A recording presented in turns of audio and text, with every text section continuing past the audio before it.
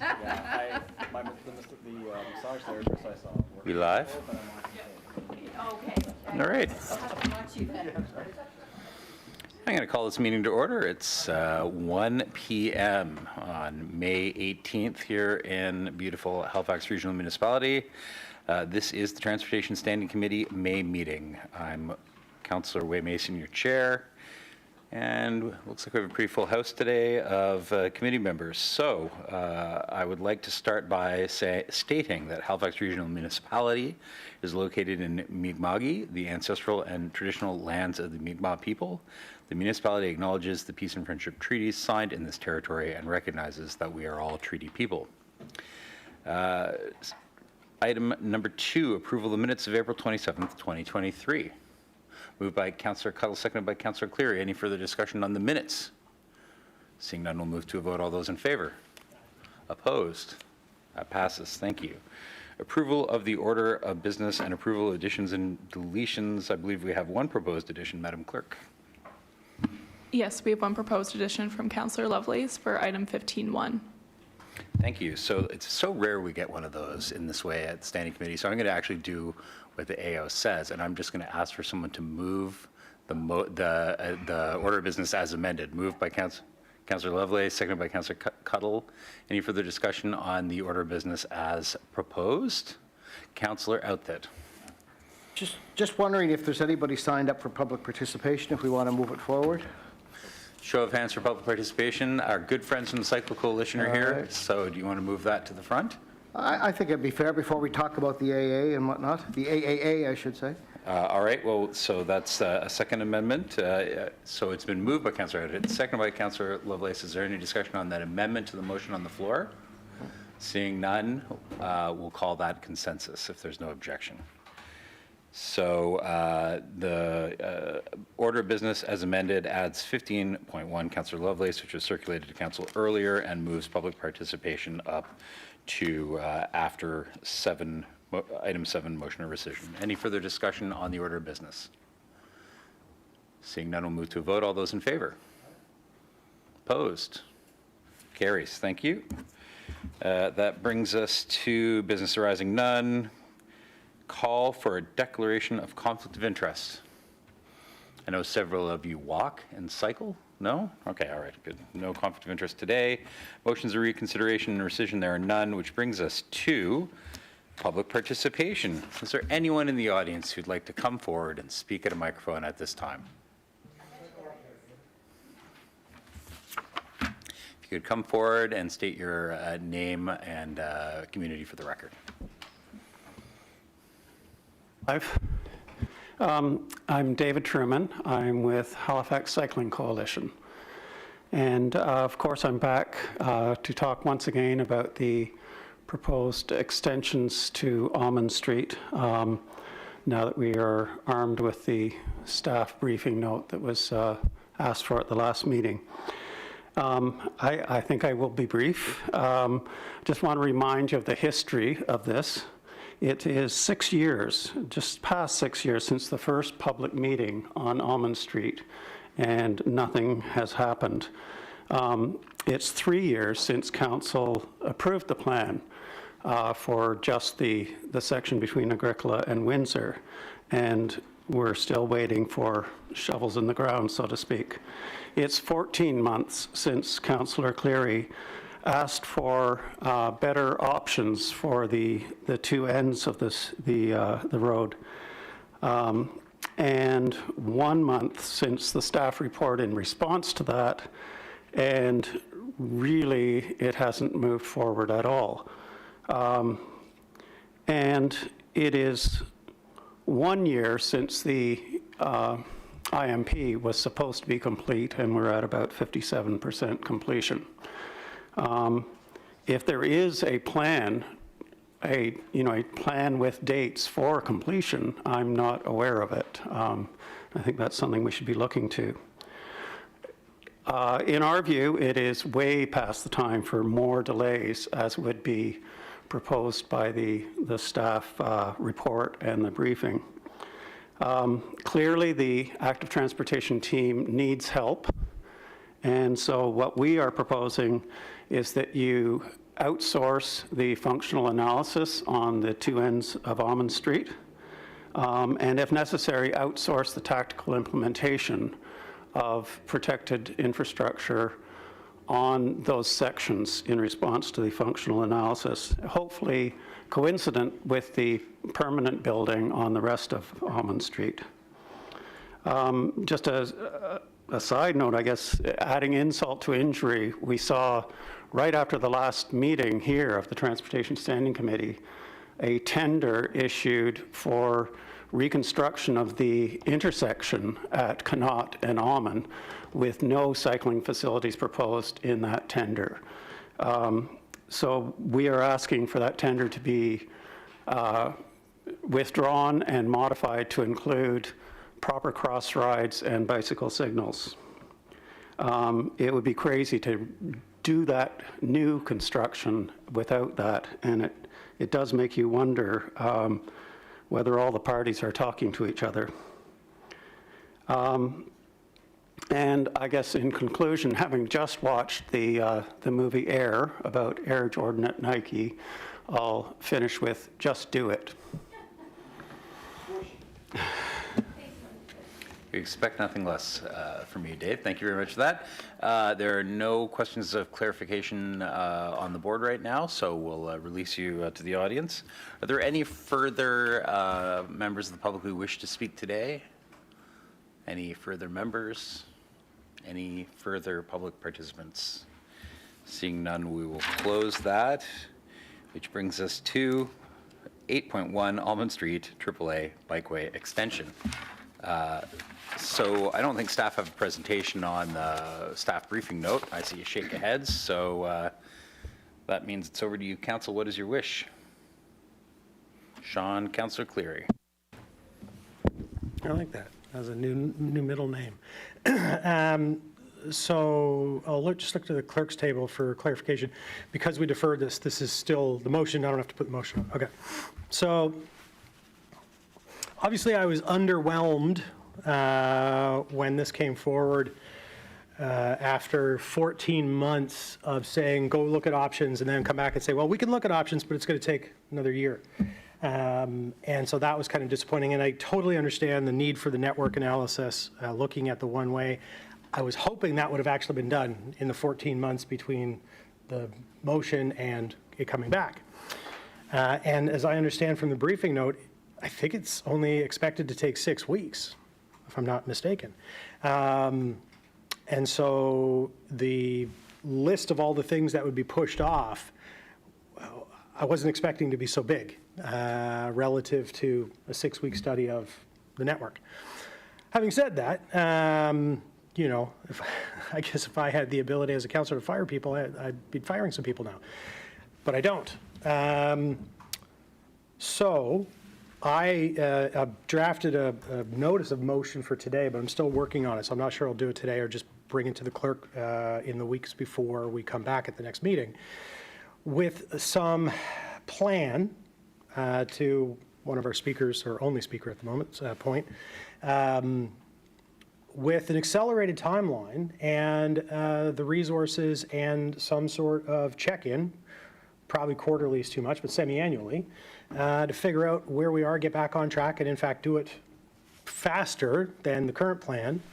And I'm not going to touch the tender that David talked about, and I'm not going to, you don't have to add any insult to injury, because in talking to staff for the last year about that intersection, the plan that they have actually would accommodate the bike lanes if they were to be put in. All the stuff would be in place. So rather than wait on the intersection redesign, because it's desperately needed, the new design will take into account, if we want to put them there, they're already ready to go. So it's not conflicting, if you want to call it that. So reluctantly, because I do want to see the Liverpool local street bikeway completed, that is irrespective of an Almond Street bike lane. We still need both. We need the local street bikeways everywhere, and it's still a great connection, especially when you consider the corridor going from Liverpool up to Bears in the regional center land use bylaw. And so that's important, and that'll go ahead. I don't like the fact that people are going to have to circuitously make their way from east to west or west to east. But we kind of are where we are. But I think we absolutely must either put this out to tender as an external consultation, or hire more staff so that we can actually get this kind of stuff done. We're clearly understaffed, and I'm disappointed in transportation, or not transportation, public works. During our last budget, that this was not identified and resources could have been put in here. So anyway, that's the sound of resignation, but you know, it is what it is, I suppose. Thank you. Thank you for that wholehearted endorsement. We'll move to Vice Chair Pam Lovelace. Thank you, Mr. Chair. I'm not going to echo Councillor Cleary's comments, but I do appreciate his input. My question is for staff and regarding the work that would be impacted. So we do have a list here of items that could potentially be impacted, and I'm curious to know where it says ongoing work with the Joint Regional Transportation Agency. I'm not quite clear on how that work would be delayed or impacted if we did this work. So I'm confused because it just, to me, it just seems like a completely different set of responsibilities, project tasks, and so on. We're at much higher level work with the JRTA. So I'm just wondering if you could speak to that, please.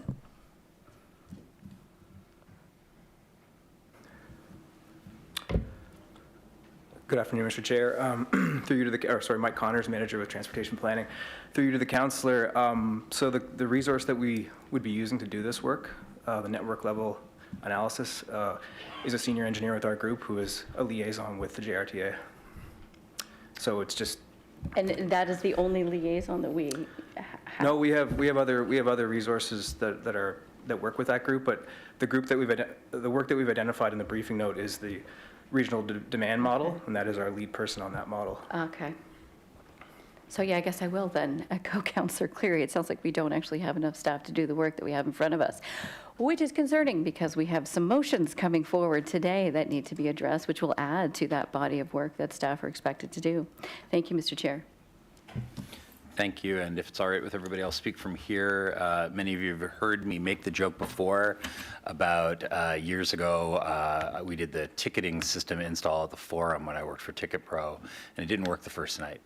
It was really struggling, and I came in the next day, and Al Driscoll was manager of the Forum, and I tried to say to him, here's all the reasons it didn't work, and he just looked at me and went, do it, work, or don't it. Do it, work, or don't it, and is it going to break again? And he didn't want the details. And I feel like that's kind of where I'm at now. That's exactly where I'm at now. It's like, okay, the best thing that came with this report, this supplementary report, is we have proof on paper that we are understaffed. There are empty spaces. Maybe they're not paid enough, and that's why the turnover is so high. Or maybe they're dissatisfied with the job because we have had difficulty in getting the things in the ground in the timeline that we wanted, right? So there are issues here that are huge. Doesn't mean that we don't move this forward today with great resignation, but when I look at the motion that's in front of us, it says monitor the east-west corridor and talk about Almond to Agricola as described in Table 1. We've already decided to do Liverpool. The question was, can we do the other one faster? You can still pursue that, Sean, and I'll bring a motion with you, or we can work on that together, because there's nothing here that says that we can't insert into next year doing Agricola. And my personal, doing Almond Street. From my point of view, I accept that the eastern segment doesn't really fit. We're not going to bury all the power and all that stuff. You can't make that wider without tearing down all those buildings. And I think Bloomfield probably is the right choice. I want to make sure that we build the Agricola to Windsor right away. I don't want that to wait, so that's got to happen. I still feel like we're going to continue to have a debate. This doesn't close the debate for me on Windsor to the West End and to Westmount. But I also feel like all of the streets that go east-west, all those named European city streets, all should have traffic calming anyway because they all get so much shortcutting. So it doesn't feel like a waste of money to do Liverpool with speed humps because they should all have speed humps. It was good to hear from you about the lights at the intersection, Councillor. That makes me feel a little bit better. But I think what we need to talk about, and I've spoken with the Cycle Coalition about this, is in addition to a motion to re-examine or to continue to push forward for the next fiscal year, the western segment of Almond, I think what we need for our own sanity is to ask staff to come back with quarterly or every 4-month KPIs during the construction season, not just on the AAA network, but on all of it, because I can't keep going back to the public and saying, it's happening next year, it's happening next year, it's happening next year. I just can't. I need to know that the resources are there, and where it comes back to do it, work, or don't it, is it's not your fault, Dave. It's not your fault. The CAO is my employee. Do you have the resources to deliver this thing that we keep telling the public is going to be done? That's my question for Kathy. And then if it's not getting done, then I got to ask Kathy some questions about why it's not getting done. But it's got to get done. We can't keep having this conversation. So anyway, I'm done. Patty's on the list. We'll go to Councillor Cuttle. Thank you, Mr. Chair. And yeah, I was on track with you around how do we measure the progress on this work, because that seems to be one of the major impediments, is that we're just not making progress. And so how do we put a focus on this and have continual reporting to make sure we're continuing to move forward? I mean, what's happening here is that we're just going to start to get a backlog, as Councillor Lovelace was saying. I mean, the city is growing rapidly. The delay in this is at the expense of other work that should be taking place in the city around active transportation routes. And so it really has been years that we've been working on this. You know, and just to note, you know, we're losing staff come May. The Joint Regional Transportation Authority is a brand new thing. So I think, you know, looking back, you know, really what have the major impediments been in getting this pushed forward? So the staffing shortages, the other, you know, burden of some of these other projects, it's new, it's not past. So I don't know whether, you know, if it's KPIs, key performance indicators, if it's regular reporting. I don't know what the exact tool is, but we're sitting here kind of blind, not knowing why things aren't moving. Like why, you know, where are the barriers? Where are the blockages? And I don't know if you could speak to that a little bit, but it would be helpful, I think, not just for us here, but for those in the stakeholder communities who are wondering the same things. David McIsaac, Active Transportation Manager, through you, Mr. Chair, to the councillors. So our updates, right now the way we update is through the annual business plan. When that comes to council, there's KPIs that come out. We also did a couple of briefings this year that showed kind of where we were in 2017 and showed all the segments that have been added since then. We changed our target completion date at that time. We learned that we could not plan, design, and construct things 57 kilometers in 3 years. That was unrealistic in terms of a target. So the timeline is out to 2028 right now for full completion. I mean, in terms of we're not building anything right now, there are tenders going out. There's been 2 tenders so far this year that have gone out for tactical bikeway, AAA implementation. There's a segment on Lower Water Street that's being built at this moment. So, you know, maybe we're not doing a good enough job at least of telling you or telling the public of what's being done. But, you know, we will come back and report to you as much as you want. That will take time. That will take away from, you know, other activities that we'll have to do. But, you know, for example, Slater Street Tactical is under construction right now. Liverpool Tactical is tendered. I'm not sure if construction has started. A traffic calming measure as part of the permanent reconstruction of Dublin Street has now been constructed, I believe, at Dublin and Liverpool. So there is work happening. Okay, so great, thank you. I appreciate you coming forward and providing that context. I guess the question then becomes around prioritization.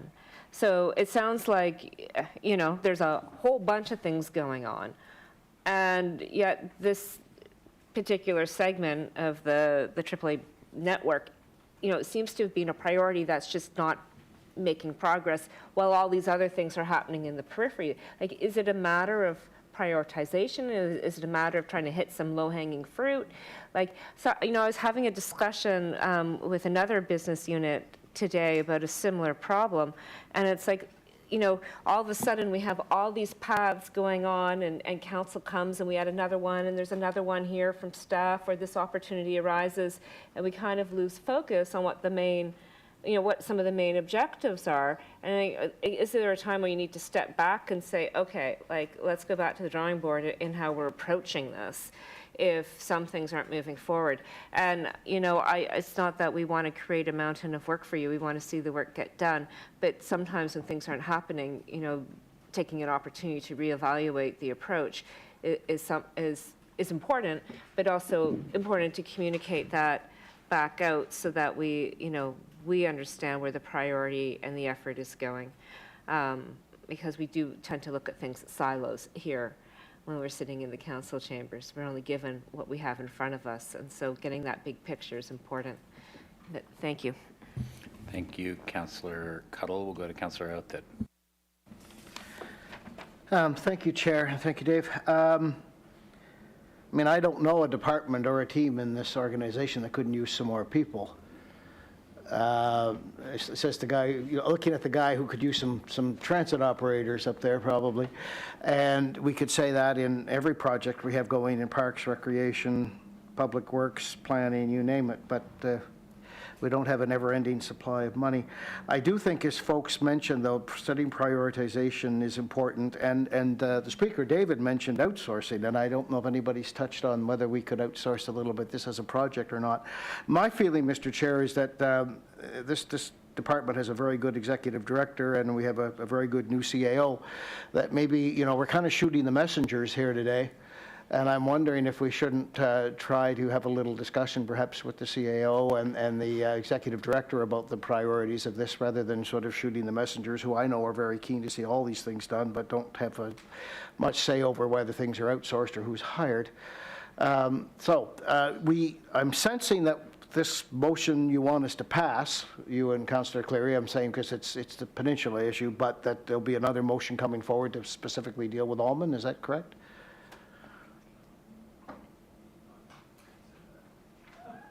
Or did I wake? Something like that. Did I wake you? Okay, sorry. I said you want us to pass this, but you're going to bring forward something better to specifically deal with Almond? Is that what I'm hearing? That's what we're talking about. Right. But you mentioned Liverpool, this help with Liverpool. So just to keep the crosstalk to a minimum, I think that is the general direction that's being. The general, okay. And I suggested we have a discussion with the CAO and executive directors. I think it's fair to let them hear our concerns about staffing and potentially it's outsourcing and whatnot. So thanks. Thank you. We'll move to Councillor Purdy. Can David respond? Sorry, David. Through Mr. Chair to the councillor. So I just wanted to add a bit of context. Just people are throwing a few ideas. So I would say that we already do, you know, contract out a chunk of our work. I would say that is not a magic solution by any stretch of the imagination. I would, you know, and I think those private companies would say the same thing, is that they've got a lot of work right now. So, you know, we've put out RFPs where, you know, we used to get like 3, 4, 5, 6 companies interested. Now sometimes it's 1 or 2, if we're lucky. So those same engineering and planning companies are part of this, you know, explosion in activity and growth in the municipality. So that is one of our tools. We've used it in the past. We'll continue to use it, but it's not the thing that's going to automatically magically do it. I would also just sort of add on the staffing front. There's the Active Transportation Planning Group that plans, you know, facilities. Mike's group in transportation planning also does the planning. Then it moves to the design group. And I think you've probably heard that there's been, you know, there's just general labor market shortages in that group. So, you know, adding some folks to one group might help at one stage of the planning, design, construction process. But, you know, if you add a bunch of people to our group, it'll just add up to the backlog, when it gets moved down. So it's a complicated issue. It's one we're very well aware of, but it's definitely not something that has any quick solutions, at least in my, experience and observations. Thank you, Councillor Arthur. Thank you, Councillor Purdy, for noticing what I missed. We'll go to Councillor Purdy. Thank you, Mr. Chair. And I'm going to just ask a totally different question here. Just about the first part of the motion, the evaluation piece. How will your team collect data for that, like to bring back to council in 2026, I think, with an evaluation of how it's going? I mean, I get the big picture, the vision of this, but the practicality of the impacts, I guess, on traffic really is a big one. That's what we hear a lot, but the concerns of the public, the traffic issues. So how will the data be collected, and then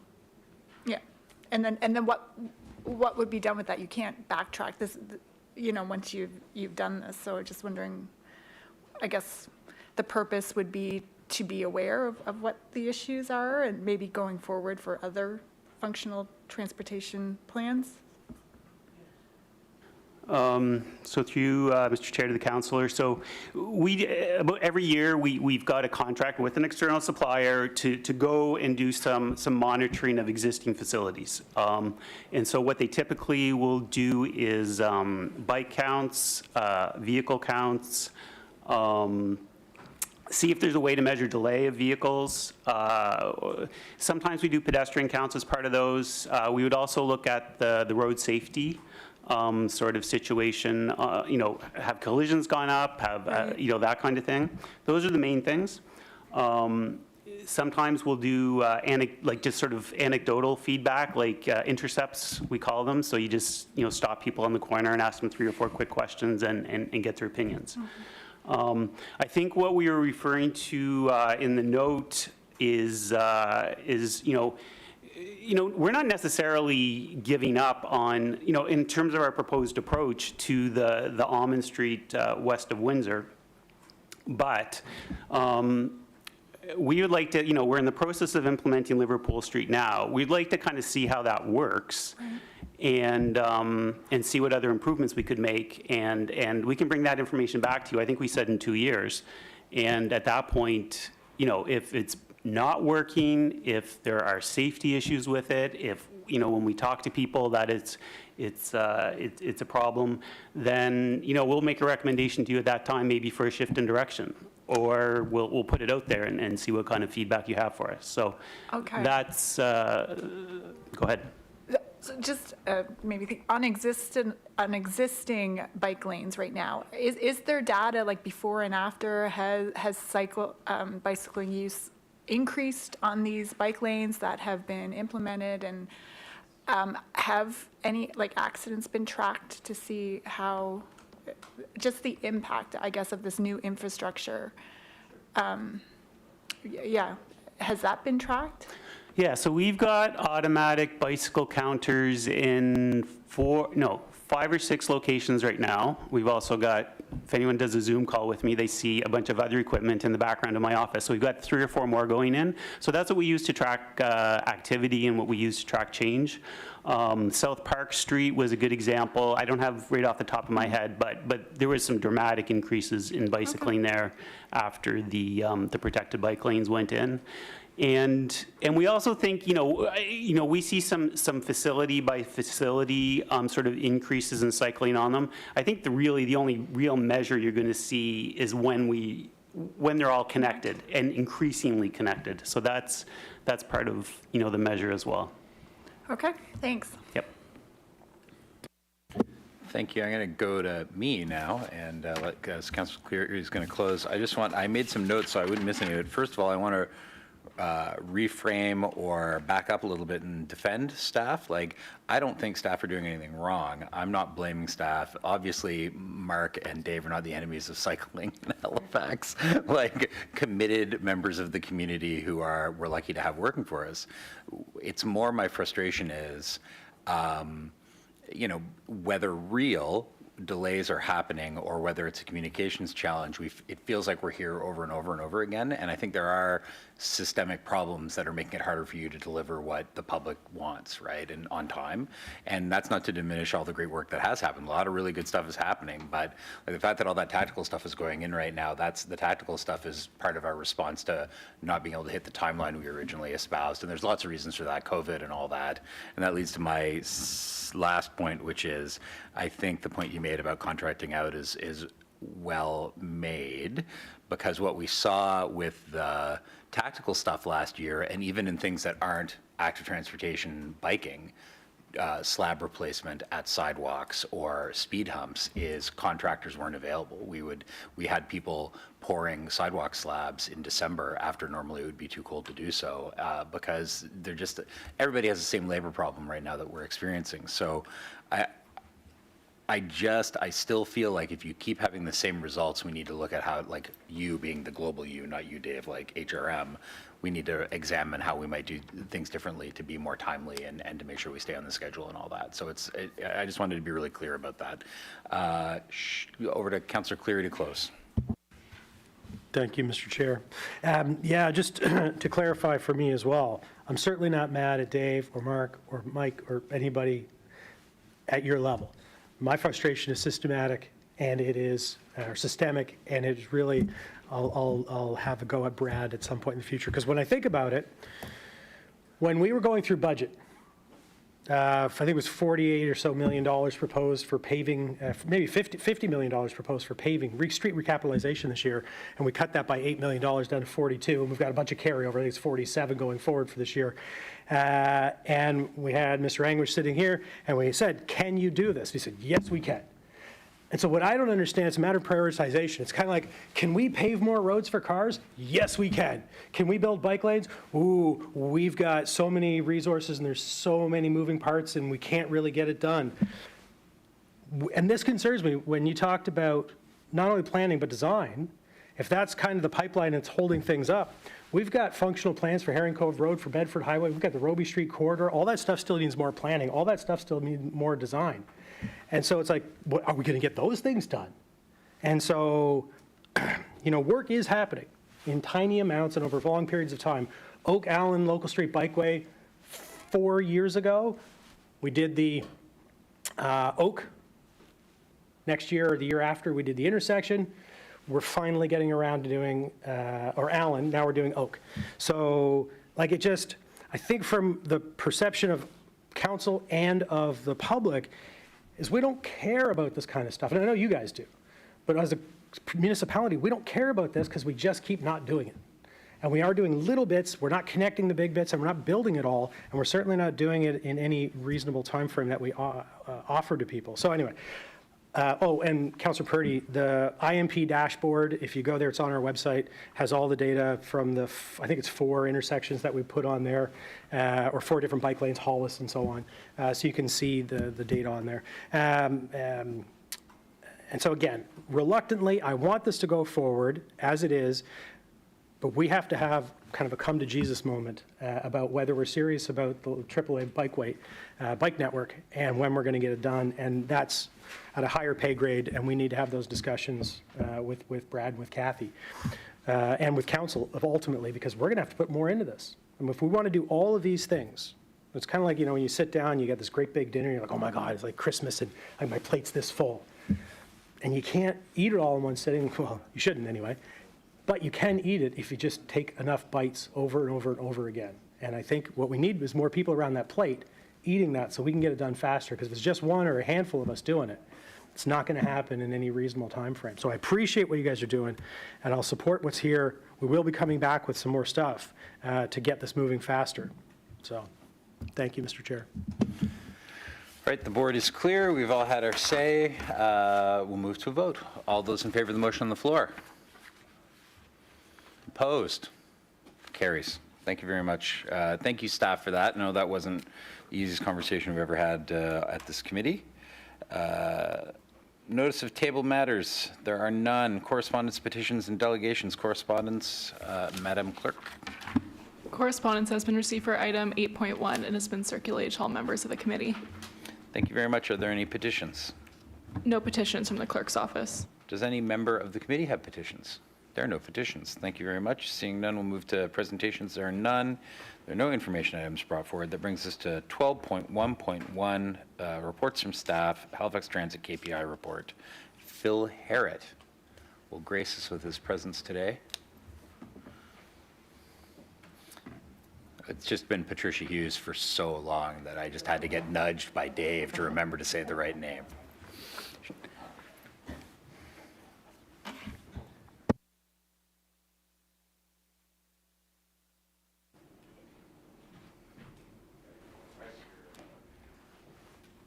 It's presenter 3, please.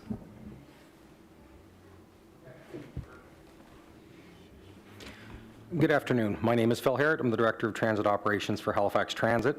Our management team is here today to deliver the presentation, and with me at the front is Patricia Hughes, our Director of Planning and Customer Engagement. This is the Q3 report, which reflects data from October, November, and December of 2022. Next. There are 4 transportation priority outcome area relevant to Halifax Transit that I'll provide a brief update on in this presentation. Safe and accessible integrated mobility network, connected and healthy long-range mobility planning, net zero emissions, service excellence, innovative performance excellence. The first outcome area is a safe and accessible mobility network. There are 5 deliverables under the outcome area, 4 of which there are no significant updates on, either because they were already complete in the last presentation, or in the case of the Accessibus eligibility criteria review, it's not kicked off yet. The 5th one, the passenger conduct campaign, is next to launch under the Transit Code. The campaign's core message is that everyone, including staff, deserves to feel safe on Halifax Transit buses, ferries, or terminals, with the goal to support maintaining safe space for passengers and safe workplace for staff. We anticipate the campaign to launch in the next few weeks.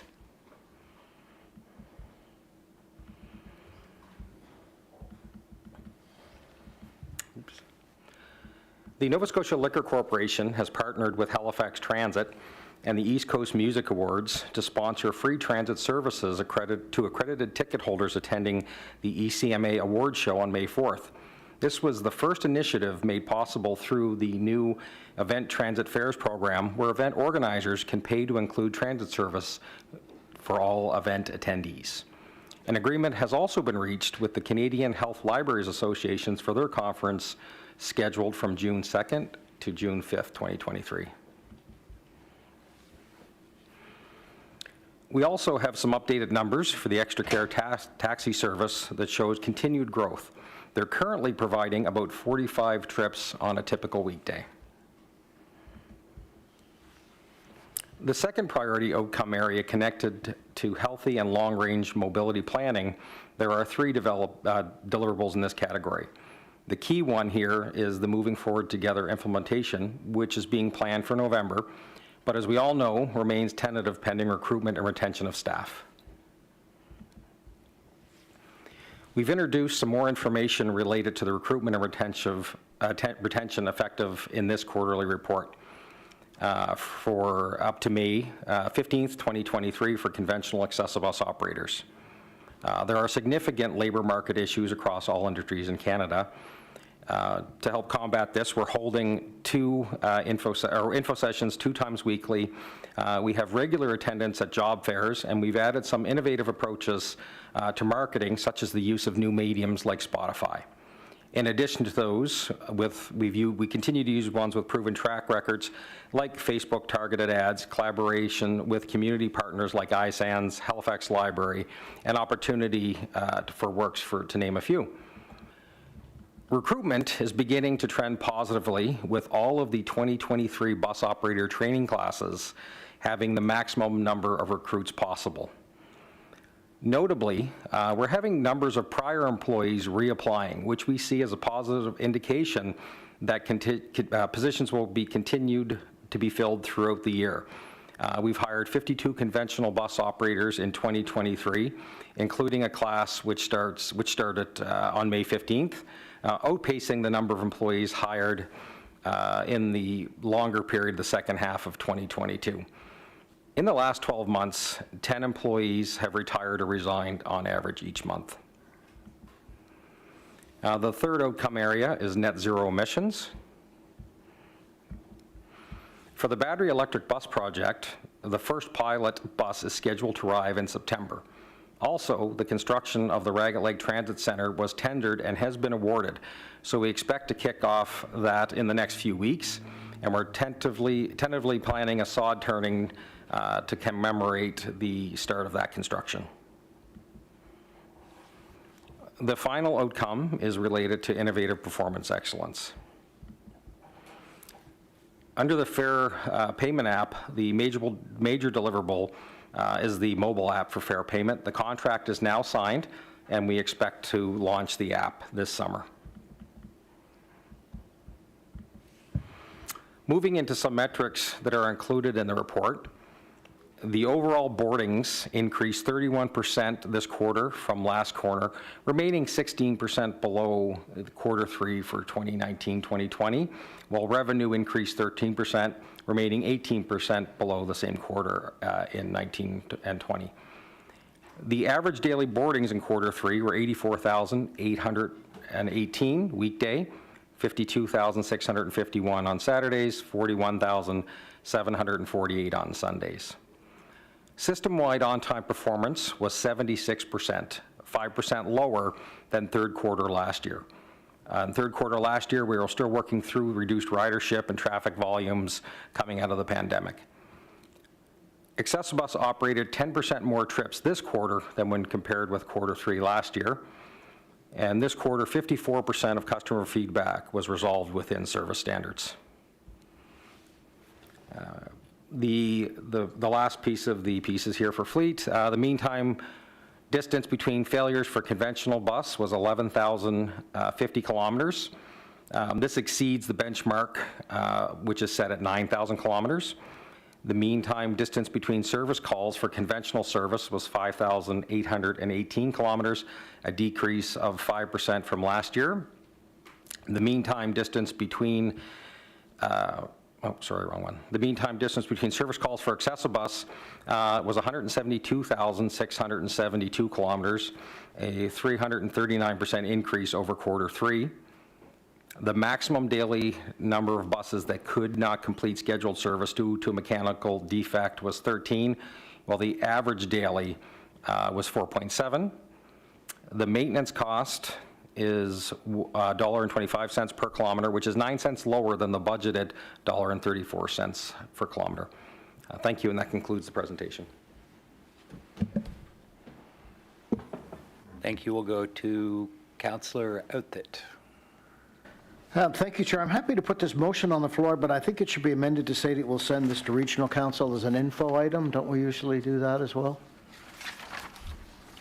Or I think we should. Yep. Yeah. We have, I have the Executive Director from Amir that yes, but I see a no from Katie. Haven't done that in a while is what I'm hearing. So, Okay, no, well, then- you can put whatever motion on the All floor right, then you I would like to move that the Transportation Committee accept the report dated May the 15th, 2023, and forward to members of Regional Council as an information item. So moved? Moved by Councillor Outthit, seconded by Councillor Clear. Any questions, Councillor Outthit? Yeah, just a couple of things, and thanks for the presentation. There's a couple of things. First of all, I told the story to some staff beforehand here about my daughter's situation recently with her university pass being expired. She didn't notice that and didn't have any cash on her, tried to tap, and that doesn't exist yet. So where are we? I'll ask a few questions. Where are we that when my daughter and others will be able to, that you got used to in Vancouver, I guess, tap and be able to pay that and not be kicked off the bus when she's trying to use transit and just didn't have any cash with her. It's just not unusual for a student, I've learned. The resignation number, I mean, retirements are retirements, and we know that's going to happen and whatnot. Resignations, if we were to take a snapshot of this same report a few years ago, are resignations up drastically because of conditions, because of demographic and workforce challenges we have, or is that a rather consistent number? And the on time has improved to 76%, down from 81%, What is the target? What's sort of an industry target? I mean, obviously, we'd like everything to be on time, but what is a reasonable expectation? 50, 70, 80, percent? So there are my questions. Mark Santilli, Manager of Technical Services for Halifax Transit. Mr. Chair, through you to the councillor regarding open payment or tap to pay. Yep. That is phase 4 of our fare management strategy. Okay. The current plan is to have phase 1 and 2, the mobile app and the onboard validators, completed within a year. Again, the mobile app in the summer, and then approximately 9 months following that, the onboard validators will be installed on the vehicles. Following that, we don't have a definite plan, but there were requirements included in the RFP for the onboard validators that they be compatible with open payment. So theoretically, as soon as the onboard validators are up and running on the buses, we can begin investigating how quickly we can get open payment set up. It shouldn't be a long process. I was given instructions to ask that question, so thank you. All right, my other questions.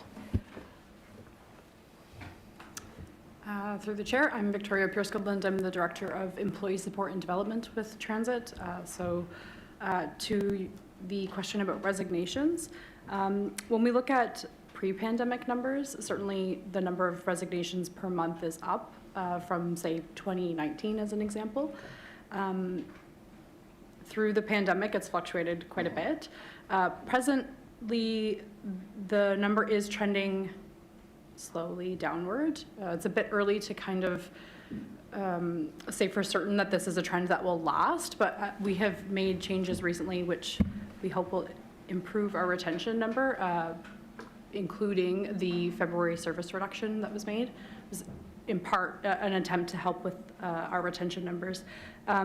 Part of the difference between the sort of pre-pandemic and today's resignation numbers also involve the labor market changes. So the labor market in 2019 was very different than today. Today, if folks don't like their job, they can leave, walk out, and find work elsewhere. So that certainly has an effect on it. Yeah, and I'm hoping some of the changes in the new contract may make it a little nicer place to work too. So, all right. And last, I guess, was the percentage. Is that Patricia? Yes, Patricia Hughes, Director of Planning and Customer Engagement. So in terms of a percentage, we've set the target at 85%. We really started collecting this data in about 2016, 2017, and if you look at the period from then until the pandemic, we tended to range between about 75 to 80%. So we set a target at 85 because we didn't feel like we were meeting expectations where we were, and we see room for improvement. Across the industry, they do tend to range, the targets range around 80 to 85%. I would say one of the major differences is that some cities consider a bus late after 3 minutes, which is the case here, and some cities it's 5 minutes.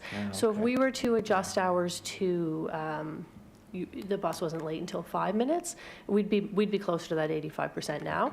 So that's the differences you see across the industry, but they all are around that 80 to 85%. And also, we've discussed this here before, but you wouldn't want to target much higher than that. If you get into 90%, what that means is that the bus is scheduled so that even the worst of the trips is going to be on time. So in reality, for the passenger, most of the time you're getting, like quite a bit of the time you're getting there early and waiting, right? So you want to find that sweet spot where you're not excessively early all the time too, and making them wait. Yeah, that's great. Thank you. Thank you. Thank you, Councillor. We'll move to Councillor Cleary. Thank you, Mr. Chair, and thanks again for another quarterly report. And I wonder, because of COVID, if it wouldn't be worthwhile to maybe add some older data in here too for a better comparison as we're getting closer to pre-pandemic levels.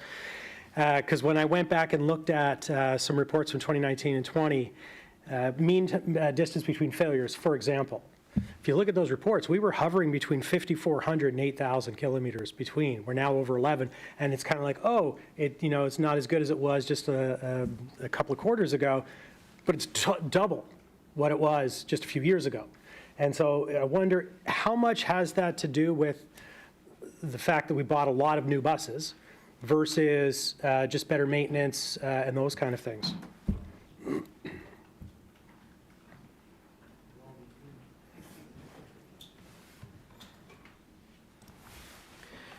Gagan Jaggi, Acting Director of Transit Fleet. Thank you for your question. So it is directly correlated to the age of the fleet, and it has reduced significantly in the last few years. Over the years, previous 2 years, we have added 72 new buses, which has increased that mean distance between failure significantly. Unfortunately, we are again starting trending downwards in the recent 2 years. The last year, we only added 7 buses, and this year, we have none. So this will, it may reduce our mean distance between failure in the coming months. I can't remember if it was in the report, but do we record also for the info the average age of the fleet? Because if they're strongly correlated, that would be a useful metric to put in there as well, so that we can tie those two together. Do you know the average age of the fleet currently and what it was maybe 2 years ago or 4 years ago? I can't remember what it was 2 years or 4 years ago. At present, it's 7 years or slightly higher than 7 years.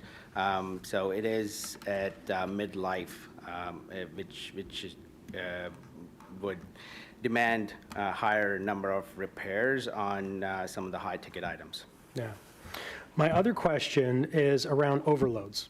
And if you look at, again, going back to where we were a few years ago, pre-pandemic, to where we are now, and the number of routes that have stayed the same, shrunk, or increased is interesting, because if you look at the number one is still around 2024 overloads, and that's what it was if you go back a few years ago. So it's consistently, it's our most well-used.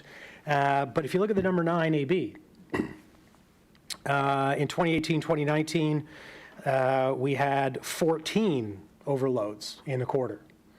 Now we're up to 31 overloads in a quarter. Any explanation? Because when I look at the ridership, if you go back to quarter 3, 2019-20, we had quarter 3 this year, almost 6,000 riders. We had 7,000 quarter 2, 2019-20. So we had 1,000 more riders a weekday, but we're having more overloads now. So is the issue the number of buses? Is it the size of the buses? Is it what's causing a doubling, more than doubling, in overloads now for Route 9? Phil Herrick, Director of Operations. What we're seeing in the Route 9 through that time frame is the actual reduction, not reduction, but canceling of service through that time period due to lack of operator resources, things like that, which is impacting not only the overloads, but the schedule adherence on those routes. So there's as many buses scheduled, there's just not as many providing that service. So that's driving more people to the buses that are running, which is driving that overload number up. Gotcha. Thank you, Mr. Chair. Thank you, Councillor Cleary. Councillor Cuttle. Thank you very much, Mr. Chair. And it's always fun to dig into KPI reports and look at where things are moving and where they're not. So I have a couple questions, because when I first read the report, I saw that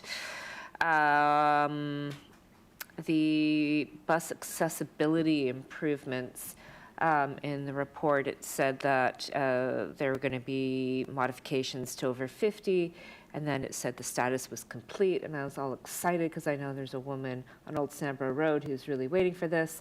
But when I look at the website, it all says pending, pending, pending, pending, pending. They're all pending. So when you say complete, what does that actually mean?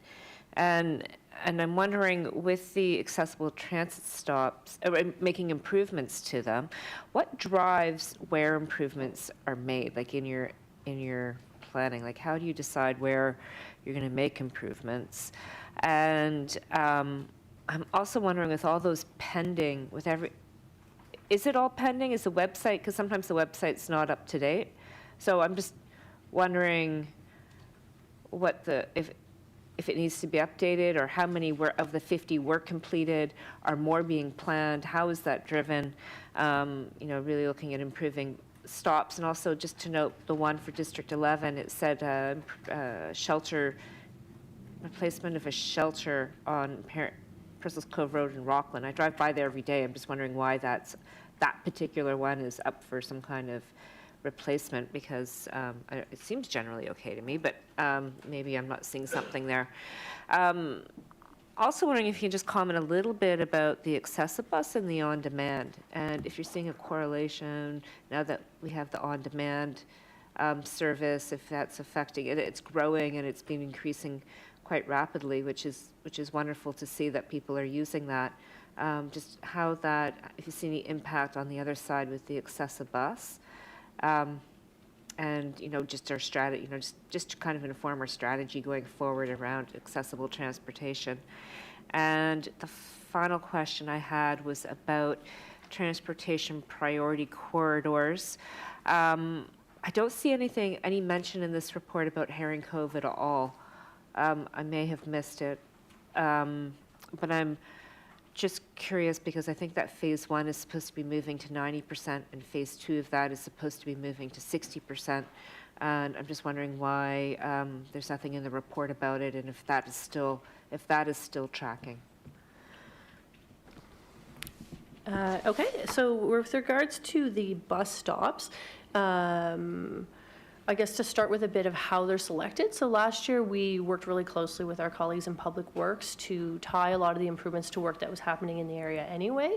So where there was work happening, we have a very long list of bus stops to be upgraded. So we started with those ones where we were already going to have contractors in the area doing work for that efficiency, which constituted a fair bit of the bus stop work we did last year. There's also ones that we know are a high priority for whatever reason. They're raised by residents, raised by passengers, or have high ridership that have been on the list for a while. So that's really how they were prioritized last year. And there were a number that weren't completed, and some of that is the clock just ran out, and the contractors weren't able to get them done. So how many were completed, and how many are still pending?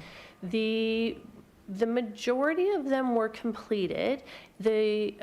Specifically, there were some stops on Basin View Drive, but and they were very low ridership, all less than 5 people a day. But because there was like 4 or 5 pairs, that's like 10 or 12 stops right off the top of the 50. So I think the number was somewhere around 38 were completed. And it was largely the Basin View ones that take a bite out of that number, I would say. Most of the others were completed, and I can't think of any specific ones that weren't other than those. So I'm not sure about the one on Old Sambro that you referenced. I'll have to go back and look at that. And with regards to that shelter too, I'd have to go back and check that one specifically. I wouldn't know that off the top of my head. Okay, just to note though, it says in the report to check the website, which I did, and the website then I guess is not up to date, but just. Yeah, I will have to check that, and I know that we're already actively planning for this construction season, so the team did have a task to get this year's bus stops up on the website, so I'm not sure if it's showing last year's or it's showing this year's that aren't complete yet, because we haven't really actively started them yet. So I'll double check that website and get it updated right away, because last year's were mostly complete, but of course this year's aren't yet. The other question related to Accessibus versus I believe you meant the taxi service that's happening. I think that really is 2 different types of trips. And if you look at the data, Accessibus operated 10% more trips in Q3 this year than last year. So we certainly don't see that as competition. We see that as options for people. The last question was about Herring Cove Road, and we typically haven't reported on those multimodal corridors in this report. I guess technically a lot of those fall under deliverables for planning and development, under strategic transportation planning, and a lot of them are partnerships across business units. So we haven't reported on those with the exception of Bayers Road in the past. So that's why you're not seeing it there. And I'd have to get an update from my colleagues on exactly where that one is right now. Okay, yeah, because the report talks about Roby, Yonge Street, Portland, Cole Harbour, Spring Garden, and Bayers Road, but yeah, I didn't see Herring Cove there, so thank you. Thank you very much, Councillor. We'll move to Vice Chair Lovelace. Thank you so much. I'm going to go as quick as I can on this, so you get your paper and your pens. That way I don't have to come back a second time. First, I want to say options. Love the options and the increase in options, hearing great things about the park and ride. We can see the numbers going up. There's some great news in this report. Ridership is coming back slowly. Accessibus, ridership is rising. This is wonderful. Just a shout out to staff for getting that the new Hammonds Plains Road bus stops in place. The employers are very pleased with that. They can get their employees to work. Like, this is good news, right? This is an incredibly important economic development tool, our transit. Just another reminder to continue work with Spekanik First Nation to get bus stops along there. I also am really pleased to see the work that's happening with regards to the partnership with events and ensuring that we have that embedded for our visitors who are coming here to get them on transit. Definitely increasing those kinds of connections and promotion and ease of mobility throughout the city is fantastic. You glazed over the feasibility study for hydrogen. So quick question on that with regards to JRTA and other opportunities to advance these kinds of studies and share not only the cost but the knowledge. So I'm just wondering whether or not we're moving in that direction to partner with neighboring municipalities, looking at, as you know, at these feasibility studies, not just for our own sake, but looking province-wide, considering, you know, the commuter traffic and the commuter shed is outside of HRM. Also want to just say, nice to hear that our maintenance costs are going down or have gone down. I don't know if that's a fluke, but it's always good to hear that costs are lower. When I look at the numbers for the peak boardings, I have to ask about the correlation between the changes, for example, the 433. Are people now just driving to the park and ride and taking the 90 because it's an easier trip? How are we able to track that rider behavior so that we have a better understanding of where they're coming from, where they're going? Are they changing their route, maybe because of reductions on the 330, that kind of thing? So I'm just wondering if we can go deeper on that data. Wanted to point out that the maps that are in this KPI report are a little bit misleading, in that, you know, we're looking at areas like Lucasville, for example, that does not have access to transit, but yet they're kind of in that bubble. So it appears as though they have access to transit when they don't. And the same thing, I guess, with St. Margaret's Bay and Hammonds Plains or any of those other areas like Fall River. You think about this map and the borders that are there, I'm not sure it's really capturing the scope of that ridership geographically. So I'm just wondering if you can speak to that, because again, when we're looking at the park and ride as an exceptional tool to get people on the bus, we need to know where they're coming from, you know, so that we have a better understanding. Are they getting on the 433 to get to the 90? Are they driving in? And again, you know, all of Highland Park should be included within your map. Quick question about the overload. So when we look at the overloads, it almost feels like there's maybe not necessarily a misrepresentation in the way that we see the data, but where on that route is the overload? Is it a small section? I'm guessing it's not the whole route. 90, for example, there's probably about 10, maybe 15 stops where, people are squished, or there's a few stops where people just can't get on. The bus doesn't stop, right? Because it's at overcapacity at that point. And so I'm just trying to get a better understanding. When we talk about overloads, it's not the whole route. There's a section of the route. So how are we capturing and presenting that information? And then my last question is about the no-shows for Accessibus. So are we costing that? How are we recouping our costs for that? What does that look like for no-shows? And do we need to make it easier for people to come back and say, look, you know what, I'm not actually going to be on the bus today. I'll cancel. What do we need to do to reduce those no-shows? And I'll stop there, Mr. Chair. Thank you. Who wants to go first? Go ahead, Phil. Thank you. I'll start, I guess, with the Accessibus question and the no-shows. In the last few months, we've added mobile data terminals to the excessive buses, so our availability to collect data, whether that be on-time performance, when no-shows are actually happening, and other pieces are really starting to come together. They've been active on the bus for a few months now.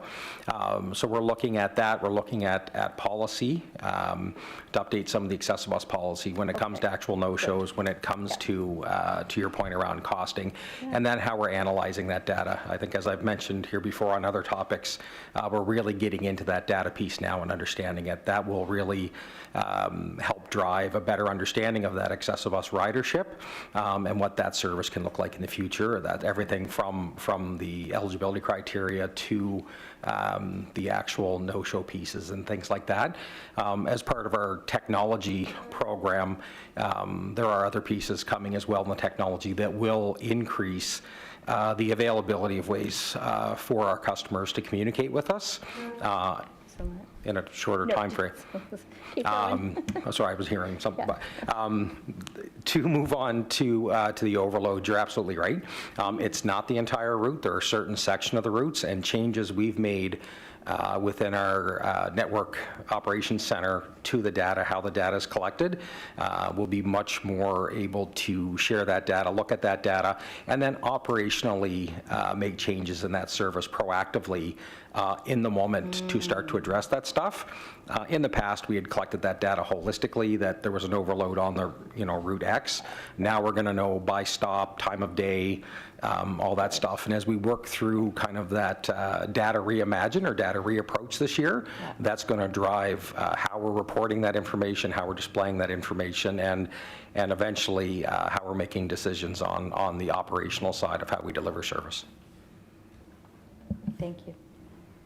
Okay, working backwards through the questions. Fair comment about the maps. I think that the original request was by district, so the entire district is shaded, and that's maybe not the most representative way to do that.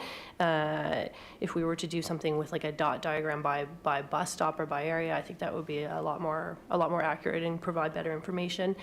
The peak boardings, and specifically generally ridership behaviors is very challenging from the data. And one thing that our information doesn't give us is the linked trips, so the people that are transferring to other routes.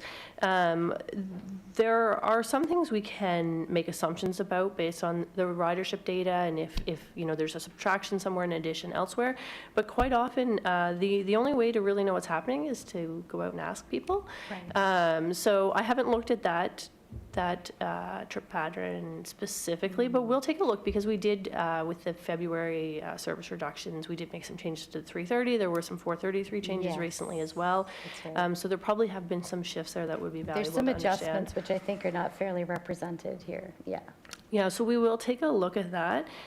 Related to, I think sustainable fuels and the technology coming in, the feasibility, I would say that we, there's such an interest right now in electric buses and also in the hydrogen feasibility study that we really are talking to everyone all the time. I had a few conversations yesterday about school buses, and we are very closely tied with JRTA and talking to them quite often. So I think that everyone who has any kind of an interest in that industry right now is being very collaborative.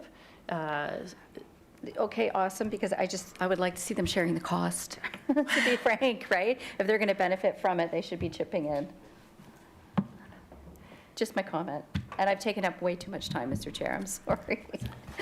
I don't know that was what we would call short, but thank you for the effort. We'll move to Councillor Russell. Thank you very much. I sent a lot of the questions that I had in earlier, and a lot of them have been asked by members of the committee, which is great. One of the things that I keep hearing is about reliability, and people need to know that the bus is going to arrive when it is supposed to. Two separate things. One of them is they watch the app and they see the bus coming down the street, and then there's no bus. And a half an hour later or so, there's the bus. Or when they get to a place where they transfer, the timing of it is such that if it's a few minutes late, they miss that connection.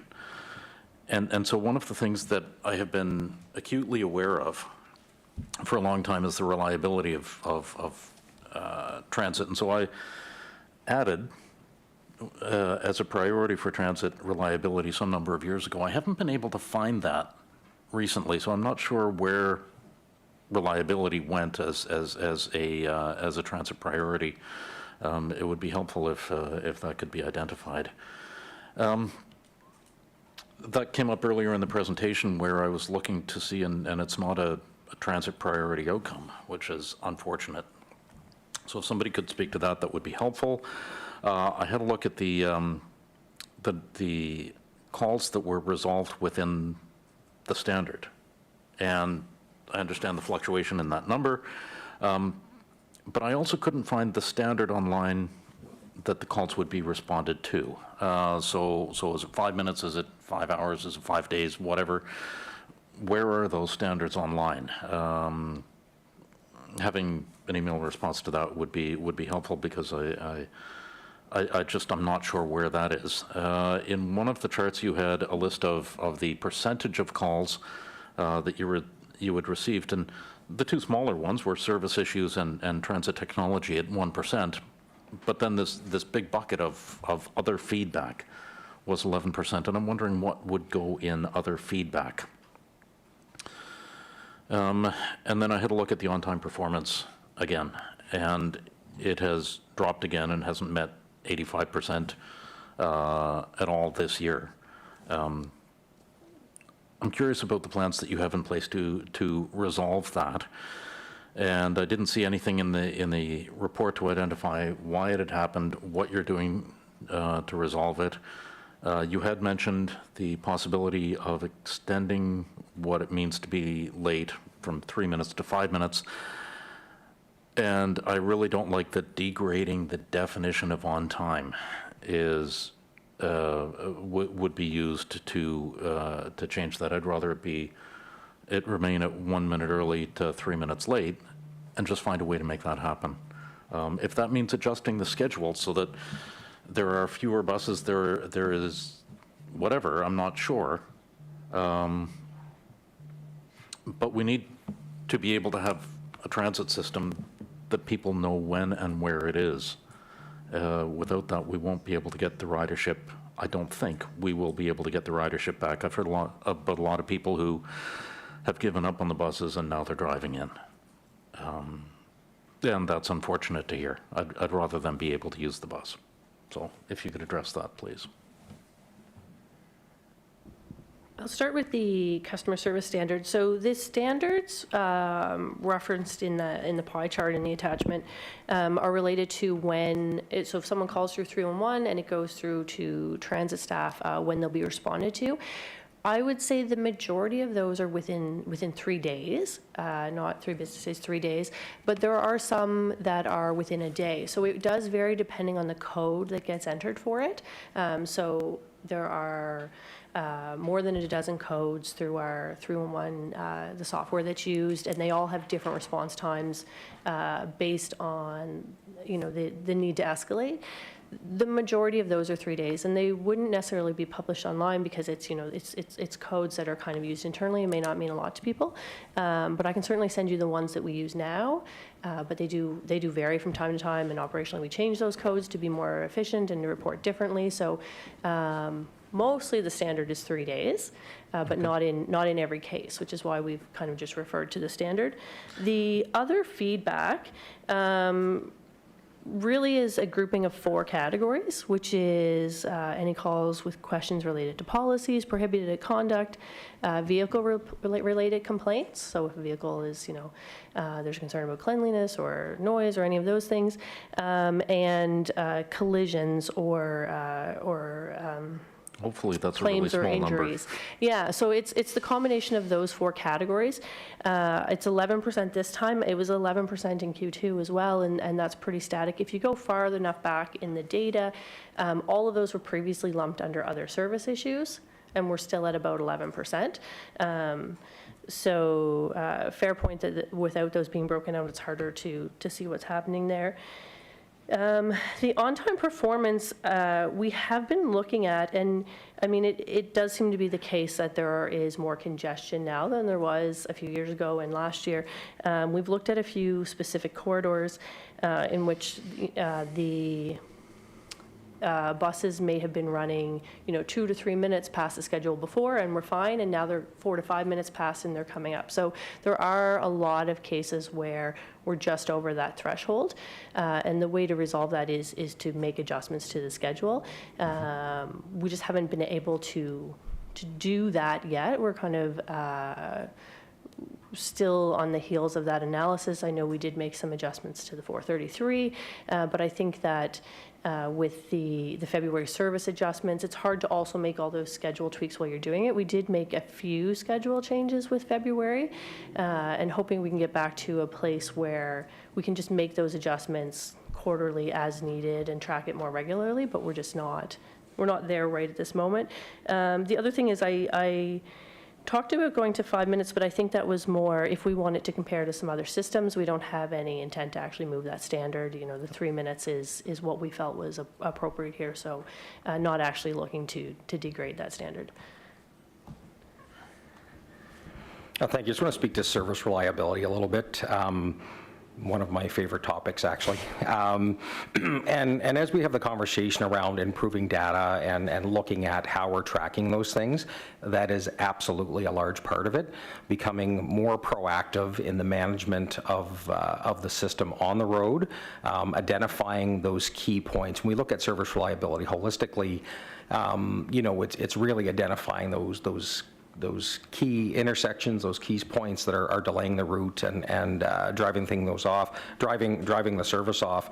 So operationally, our intent is through additional resources, additional data, we're looking at where those key points are, where those holdups are, through a planning and operations committee, sharing that with our peers in the planning department, so we can start looking at making data-driven decisions around where those changes in the schedule need to be. Maybe 50% of the schedule is perfectly fine, and we've got an area that's delaying things by 10%, by 12%, and then that's pushing it out farther down the road.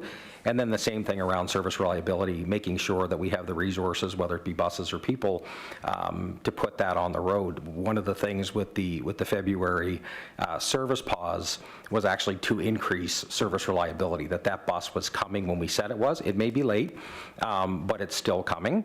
When we didn't have the resources to put all those on there, that's when service reliability took a big hit. You mentioned the example of somebody's looking at the app and the bus is coming and it's not there. Well, somewhere in the background it's being canceled, for whatever reason. So by proactively managing the service and driving a better understanding of where our tie-ups are, that's where we'll really start to see some increases in service reliability. Okay, I will come back. Thank you. Councillor Purdy. Thank you, Mr. Chair, and thank you, guys. It was good to see the success of the accessible taxis in this report. That's fantastic, and I know just from hearing from some in the community that it's very greatly appreciated, so that's excellent. That was a big success this year. Wondering if we're still on track to reinstate the reduced and canceled routes for September that you were talking about. Is that still on track to be reinstated if all goes well with the hiring? And just a question about the 339% increase for the Accessibus, for the MDBS. What would that be attributed to? And why such a huge increase this year for that? So, yeah, again, Acting Director of Transit Fleet, thank you for your question, through you, Mr. Chair, to the councillor. That is an outlier. In the month of December, we didn't have any truck road repairs or tows for any of our Accessibus vehicles.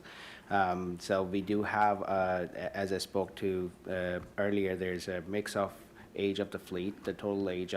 The average age of Accessibus fleet is around 3 years. We have about 16 vehicles that are beyond their life. So it just seems that those vehicles didn't go on the road in the month of December. We used more of the newer vehicles. The overall number of kilometers that those vehicles traveled were comparative to the rest of the 2 months in the quarter were lower in the month of December as well. So all those factors jointly contribute towards that. There's this outlier of 300% of an increase in mean distance between service calls. Okay. So we'll go to Mr. Rigi for the other question.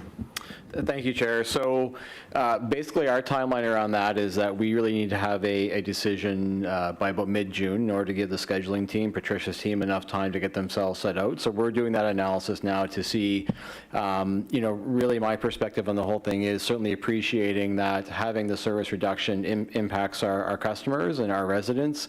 But the points Phil made earlier around service reliability is the other side of that. And, my perspective on it is, I want to put it back in as soon as possible, but I don't want to put it back in until we can do it reliably. And I know I'm not going to have to take it back out again a few months later. So all I have to say, we are crunching the numbers now. I mean, we saw in the recruitment slides, we are seeing some improvement, but I hope those recruitment slides also gave you a bit of a perspective of the hole where we have to dig ourselves out of in terms of the labor shortage. So we will have that. We will have further communications coming out, certainly in the next few weeks, I would say. As we finish that analysis, and we want to give everyone plenty of time, obviously, to know what's going on. Okay, excellent, thanks. I just speak from here, if I may, and then we'll go to you, Councillor Russell. I think it's great, first of all, observation that Dave shared with me, that everybody on the transit team got to speak today. It's like this has been a very vigorous discussion, and that was the intent of having these KPIs back when it started 10 years ago. And I don't really have a question, it's more of an observation. I've been thinking it's time, even all things being equal, if we had all the operators we needed to have every bus reliably on the road, some of those buses aren't meeting the service standard that we established in Moving Forward Together in terms of ridership. And not coincidentally, many of the ones that are being cut are the ones that have the lowest ridership, right?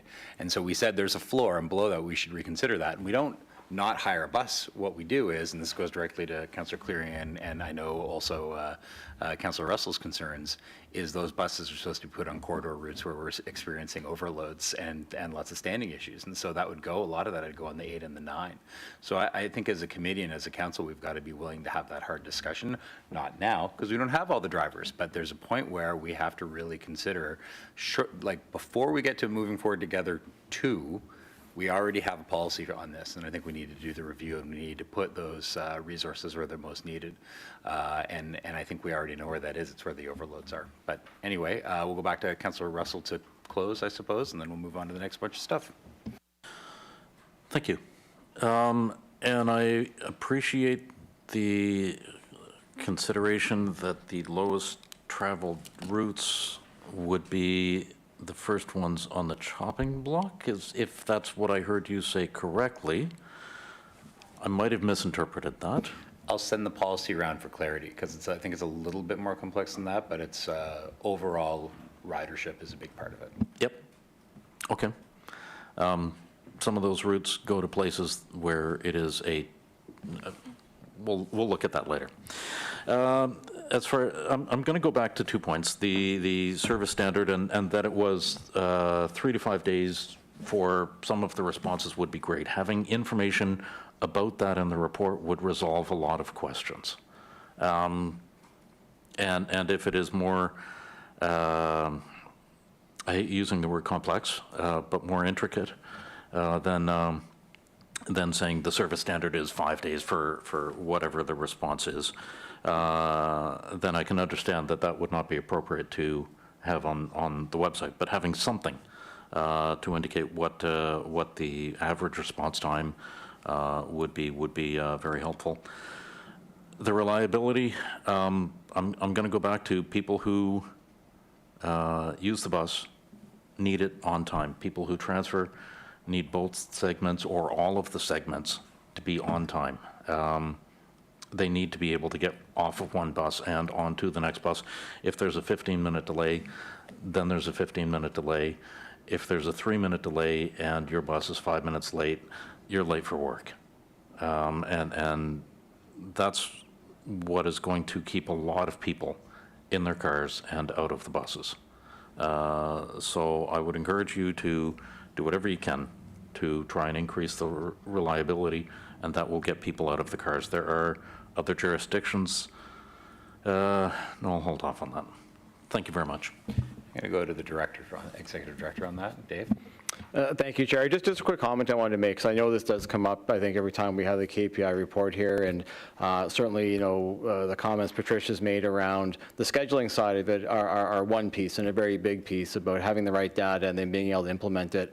One of the biggest challenges that we face is variability of running times, and that really comes down to being in mixed traffic, and, especially now where we're not seeing the same level of traffic congestion Monday through Thursday like we used to. It certainly, Monday is far less congested than Wednesday is, because that's the reality of a hybrid workforce. So, all that to say, the more we can get buses out of traffic, obviously, into bus lanes, into transit infrastructure, that's really the key to getting rid of that variability. And the less variable the running times are, then the better we can schedule. Now, obviously, we can't have we're not going to be putting bus lanes on local streets and all over the municipality, but having them in those key locations is really, it's that infrastructure piece, and then the scheduling piece really need to go together. So just wanted to provide that comment for the committee's benefit. Thank you, Dave. So there's nobody else on the list, so someone would like to call the question? Question's been called. All those in favor? Opposed? Carries. All right, the next three are members of standing committee motions, and they're all me. So I'm going to ask Councillor Lovelace, Vice Chair, to come and chair.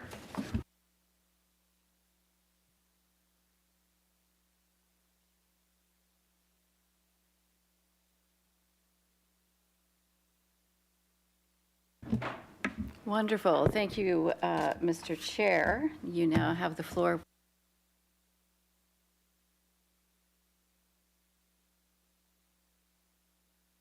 There you go.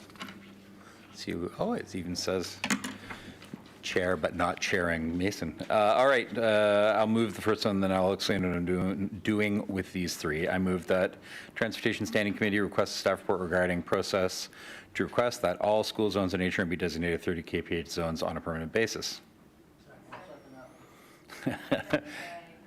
Thank you. Can we work to see if we can get audio back to? Oh, there we go. Now it does. Excellent. Seconded by Councillor Cuttle. Go ahead. Thank you. So these three are basically, they're almost like administrative housekeeping. Recently, we've all been having parents ask why we have the stupid small signs at the start of the school zones, and the answer is that's what is required by the regulations for the Motor Vehicle Act in Nova Scotia. However, it was noted that we can post lower speed limits if the effective speed and the construction of the road requires it and allows it. The Provincial Traffic Authority would consider that. And we just spent $1 million last year, thank you, Councillor Cleary, 2 years ago, for putting speed humps in front of all the schools where we could put them. So we could potentially put up a 30-kilometer sign. I think that is worth doing. I think staff, I was told by one staff, I think it was Lucas, I think he's here, that we are the only province that requires the little tiny signs that say it's 30 kilometers if children are present. The way the law works, by the way, is that if children are present at any time of day for any reason, it's 30. It's incumbent on the driver to know who's in the playground, I guess. So, ideally, the province would change that law to be in line with every other province, but I think we have a workaround and we can do this. So I'd ask for the committee's support. Councillor Cleary?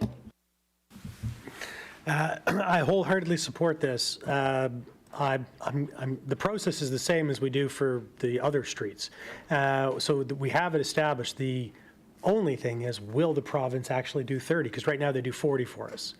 They've never done a permanent 30. So I can't wait to send this to them and see what the Provincial Traffic Authority and the Minister of Transportation says. So giddy up.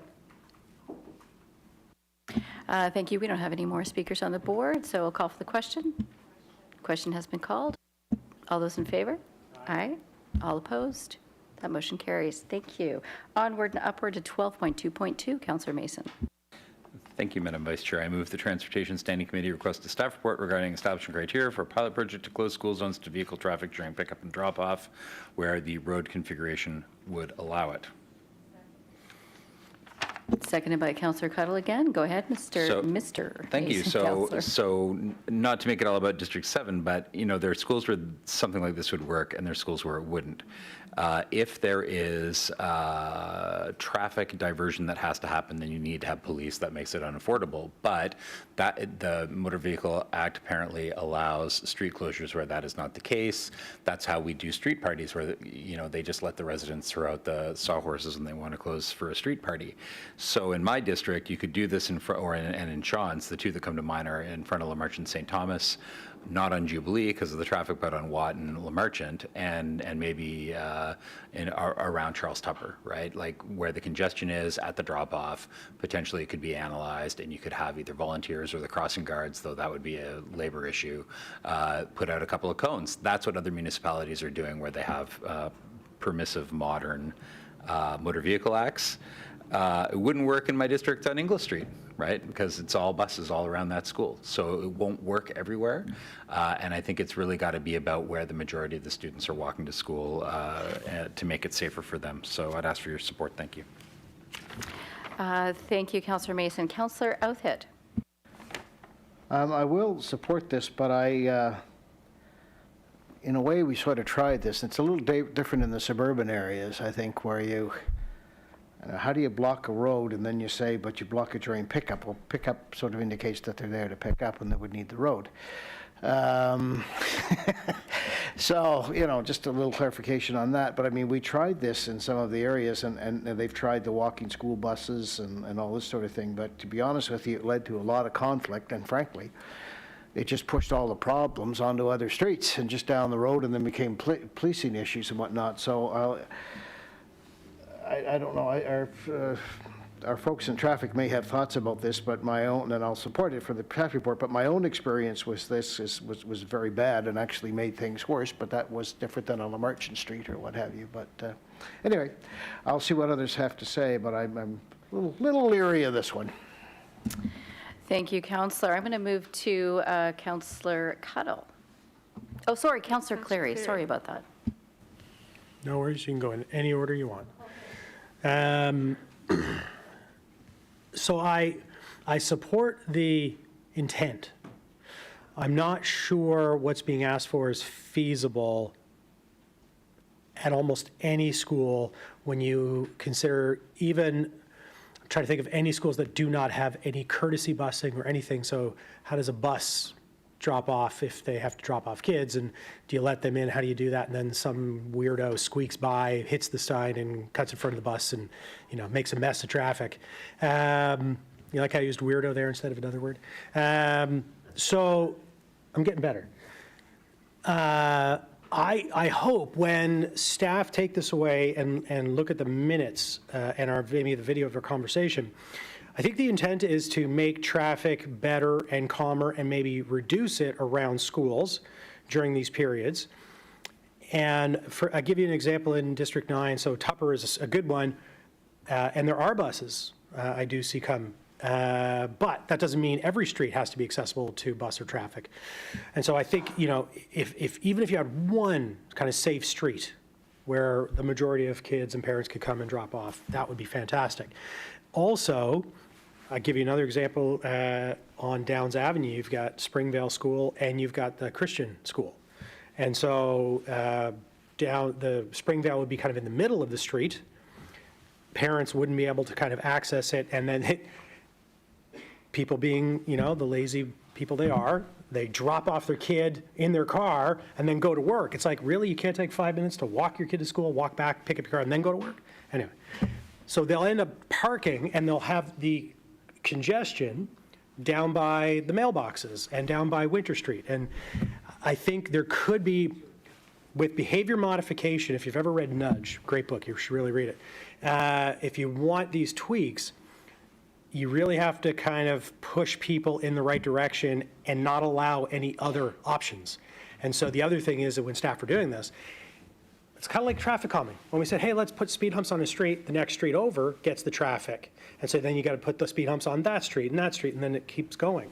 So I think the issue here is kind of the whole dominoes, everything that's involved in this, very complex. I think this will take a while. I don't think it's as easy, but I would love to see something that reduces traffic and makes school zones safer during those times. So I'll support this, and hopefully staff are really creative about what we can do here.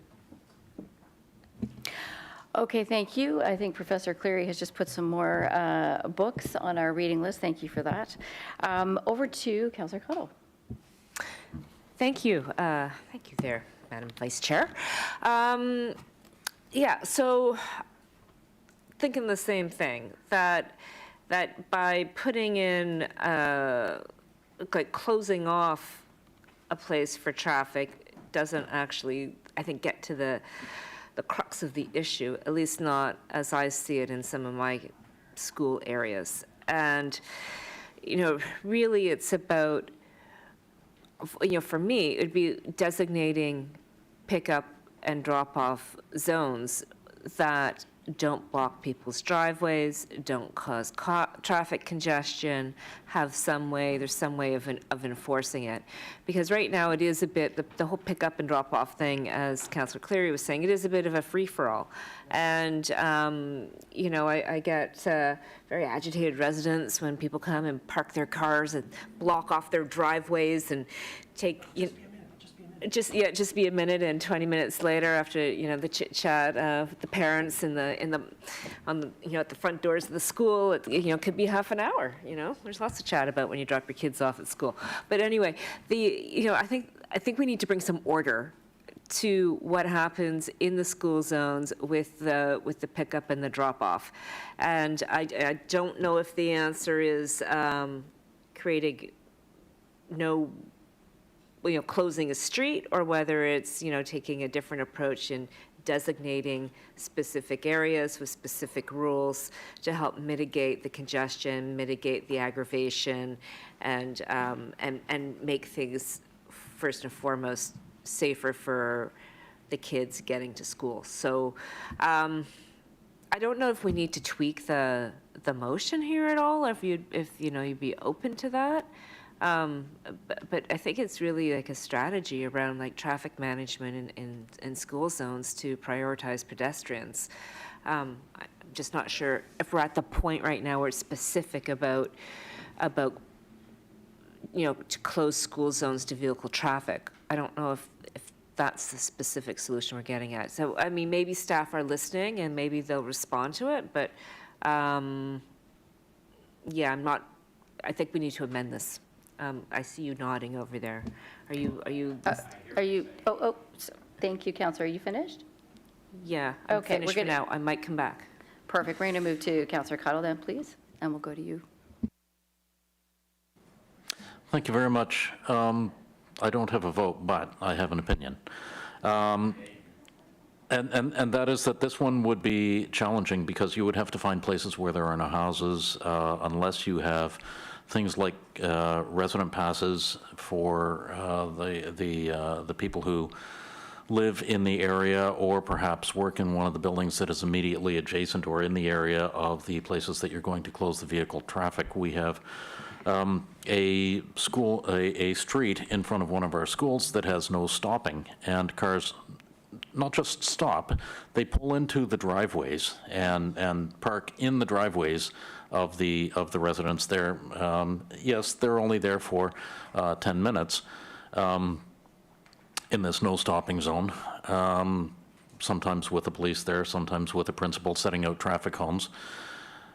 This is going to be a really challenging one, and I don't think it's going to get any easier. We also have zones around HRM where there are French immersion schools, and the French immersion school has a much wider catchment area than the immediate English school, and so the parents of those French immersion students are going to be driving them across the neighborhood. They can't walk across some of these neighborhoods, so they are going to have a car, and if you don't allow them to park, and I can see where the problem is. We have it at multiple schools, so I've had to request that the police are on site 1 day a week at pickup and drop-off times to make sure that the cars don't do that.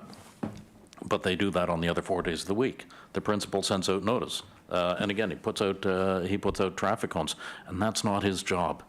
But it's a huge challenge. I don't see how this can possibly work.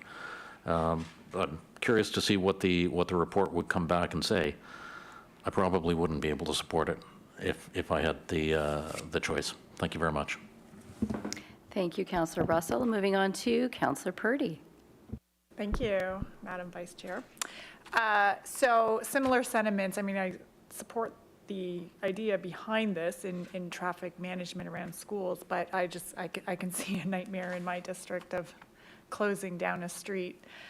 It would just push the problem onto other streets. It would just create a host of other problems. I can foresee it now. So I would be, I think, more inclined to support a traffic management plan, like Councillor Cuddle, like an amendment perhaps to this motion than I would to this particular motion right now.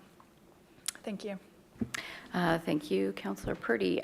Just before I go to you, Councillor Outhead, I just wanted to pipe in and suggest that, and I think you're busily working on an amendment for the, no, you're not. My concern is for those folks with blended families where they're staying, from 1 week or a few days a week at one house and then the next. The parents have no option but to drive them. So I do think that this may cause more problems. Over to you, Councillor Outhead.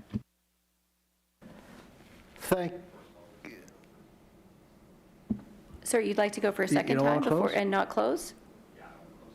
You're not going to close. Okay, we're going to go to Councillor Mason and then over to Councillor Outhead. Okay, so thank you all for those considered points. The key thing is that the motion says a pilot where the road configuration would allow it. So we're not talking about all schools, we're not talking about imposing it. And where it would make sense to me is when I'm thinking about my district, I have schools that are full and have almost everybody, with the exception of what Councillor Lovelace just said about blended families, lives in a walking area, right? 80% of people going to Lamarchant are already walking their kids to school. It's a very small number of people. There is capacity on the side streets, so I get more complaints about this from the parents who are walking to school, almost getting hit by someone pulling in to block the view of the crosswalks or parking in where the bus is supposed to go. The principal's on me all the time about it when I need more policing, and it's all the same thing that was already been said. I'm just going in for a minute. It's like you're going in for a minute parking in a no parking, right? Your car should be towed and thrown in the harbor, in my opinion, if it's in a school zone. So in this case, we have very specific issues where that block is 200 feet wide. We have identified parking spots that are already signed on both Walnut and Vernon. There is space for people to park and walk with their kids.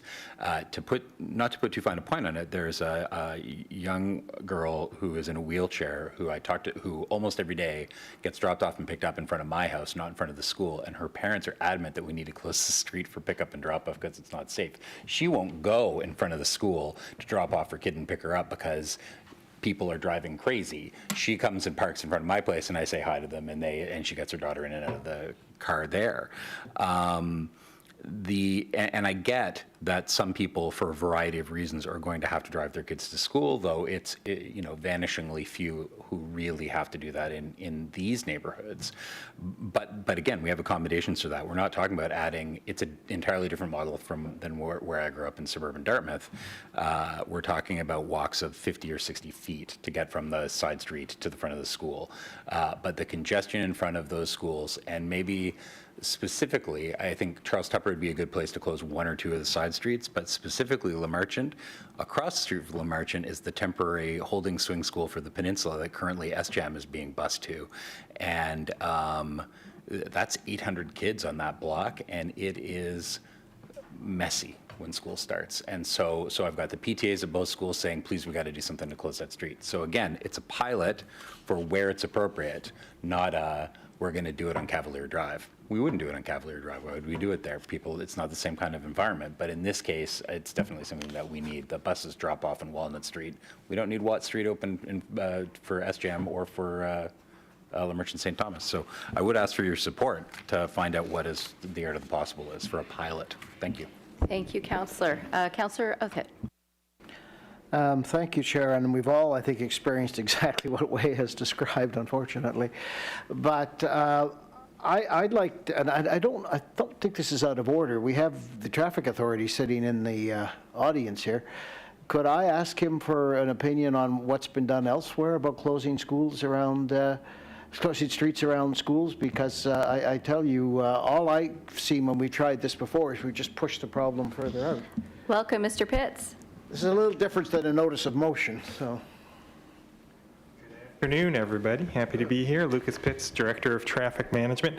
The motion, not to speak for Councillor Mason, I think is modeled around what's called the Safe Streets program. It is a program that has been implemented in a number of communities across this country, and I think Councillor Mason hit it on the head in that it's only going to work in specific schools with specific demographic properties. It is the programs that I am aware of are all volunteer driven. So if you look at the city of Vancouver, they did follow up before and after. 82% and 95% of the families are happy with the street closures. They are typically only about 20 to 25 minutes of closures. So it's not a really long time either. So you're strongly opposed to this, I'm hearing. Okay, all right. Well, that gives me some comfort. I just worry about the volunteers and the abuse they'll take and whatnot, but I guess if it, we do have to try things. All right, I'll support this, but I am a little worried that we're sometimes, A, the reliance on volunteers, and B, are we just pushing the problem further down the street? But anyway, not opposed to looking at a pilot. Thank you. Thank you. Over to District 11, Councillor Cottle. Thank you, Madam Vice Chair. Yes, I'm not opposed to looking at a pilot either. It sounds like this is a specific pilot to an issue that you specifically have at your school. Well, I know, but the example that you're bringing up is very specific about what, where you'd like to see this happen. I like the whole idea of the Safe Streets program and, figuring out where else it could be applied. But I think in some cases it's, whether it's a street closure or a parking, and I was going to ask Lucas there, if it's just about the Safe Streets program is just about closing off a street to vehicle traffic, or within that Safe Street program, there's like a suite of options to explore in terms of dealing with situations particular to place. Mr. Pitts? Good question. Kind of going all over the map here. So specifically to the program that Councillor Mason has put forward the motion on, that is specific to closing the streets. On school transportation options, road safety, pedestrian safety, those things like that, we are coming forward as part of the new road safety framework, not the one that's ongoing, the one we'll refresh at the end of the year, with a new plan for around school zones. So at that time, we will be looking more at creating, working with the HRC on ensuring that safe routes to schools are modeled and available and things like that. So, the larger project, we are considering in the background as well, but this one is specific to a pilot program to just close the streets for opening and drop off. All right, thank you for that clarification. Thank you so much. Councillor Purdy.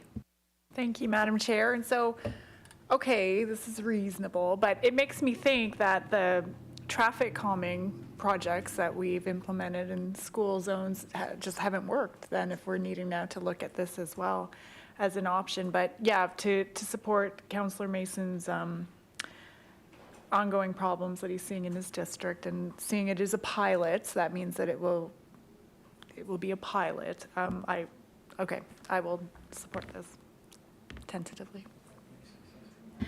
Thank you, Councillor. So we don't have anybody else on the board, but I will just say that I would say the larger issue is our Motor Vehicle Act. That's our problem.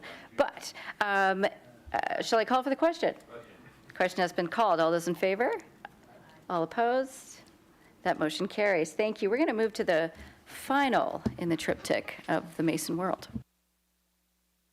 Got two more next meeting, Transportation Standing Committee requests a staff report regarding implementation of pilot to designate certain main streets as vehicle-free on Sundays during summer months, June to August. Seconded by Councillor Cuttle. Go ahead. I should Councillor just Mason. let Councillor Cuttle speak because this is something we've been talking about forever, like switch open streets, right? North Park, Agricola, South Park.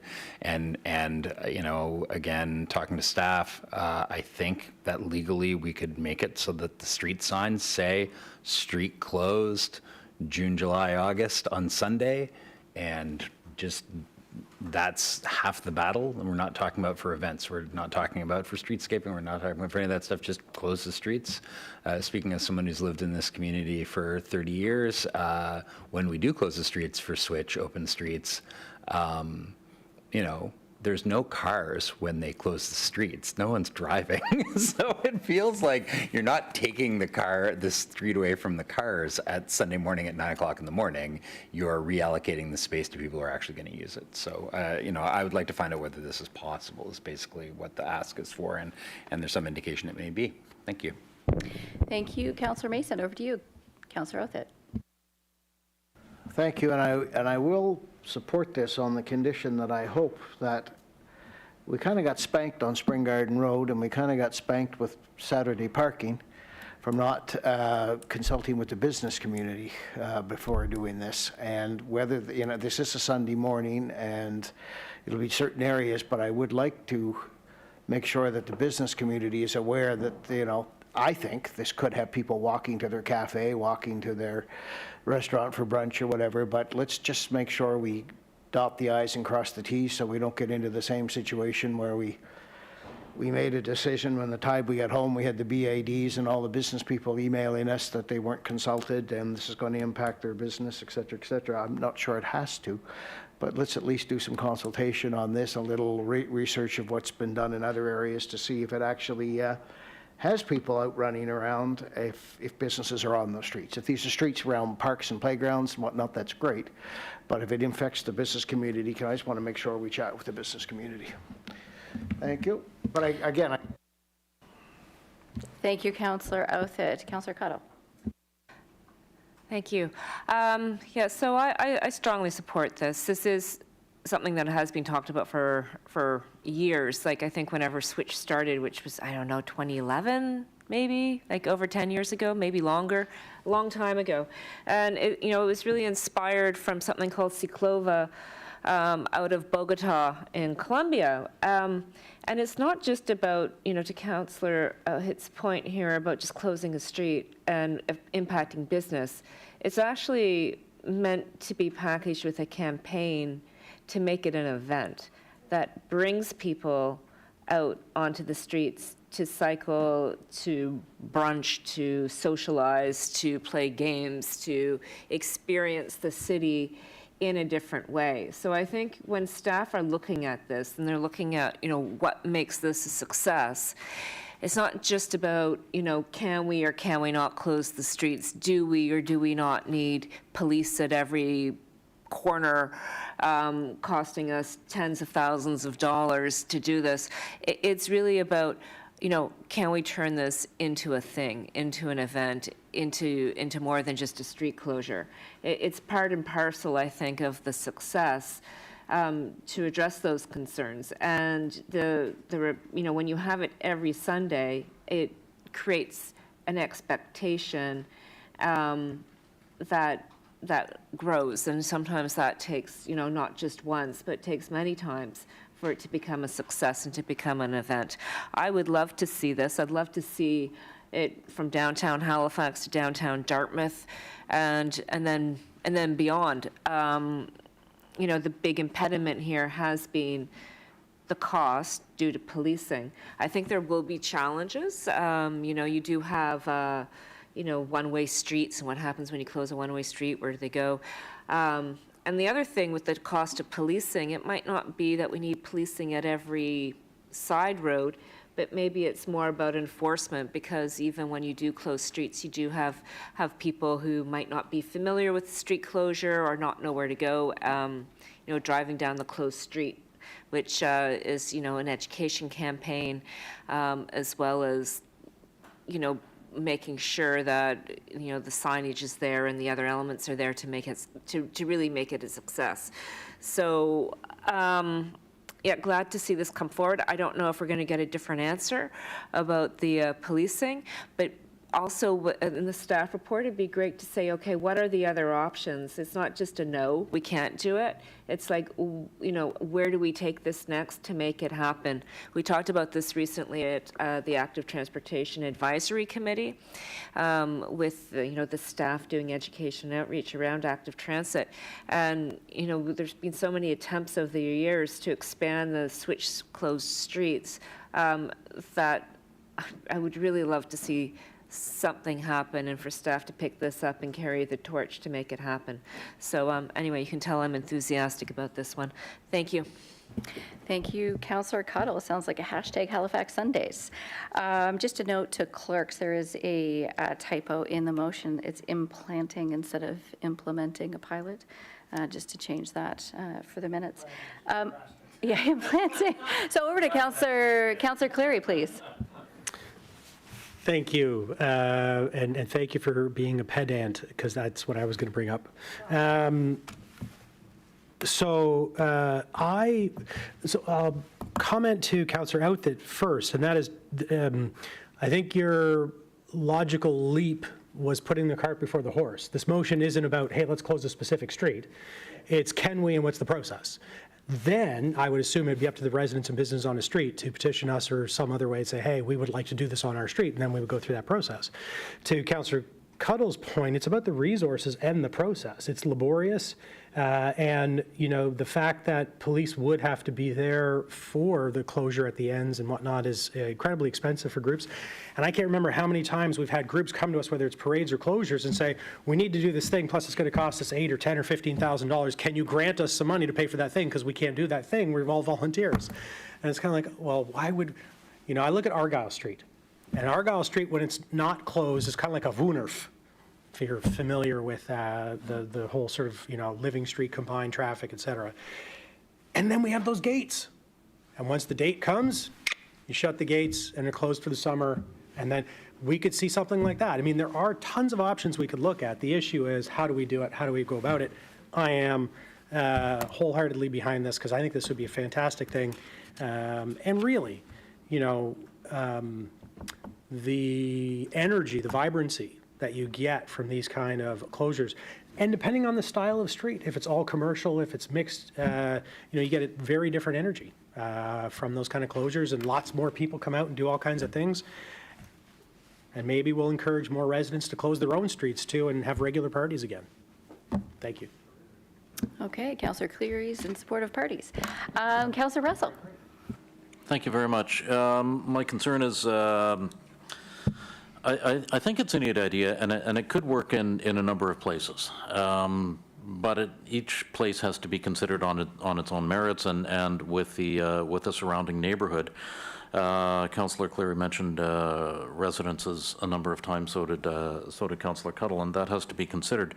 We have some streets, some main streets, where there is a residential neighborhood there, and their only egress is along that main street.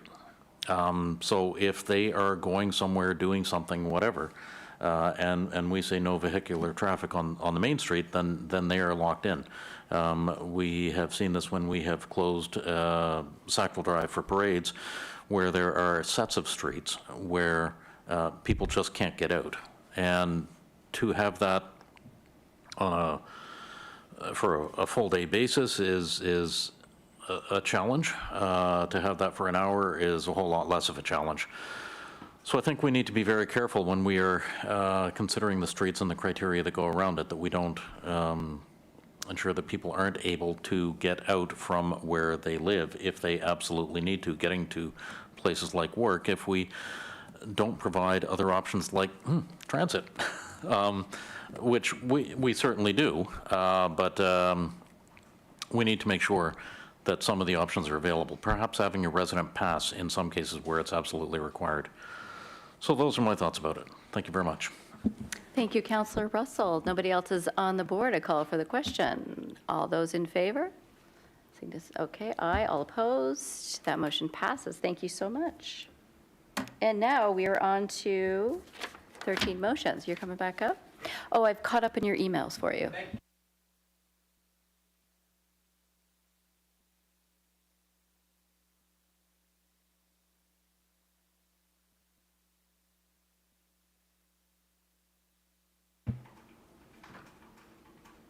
Oh, I'm Tony. Here, I'll just turn that off and. This meeting's.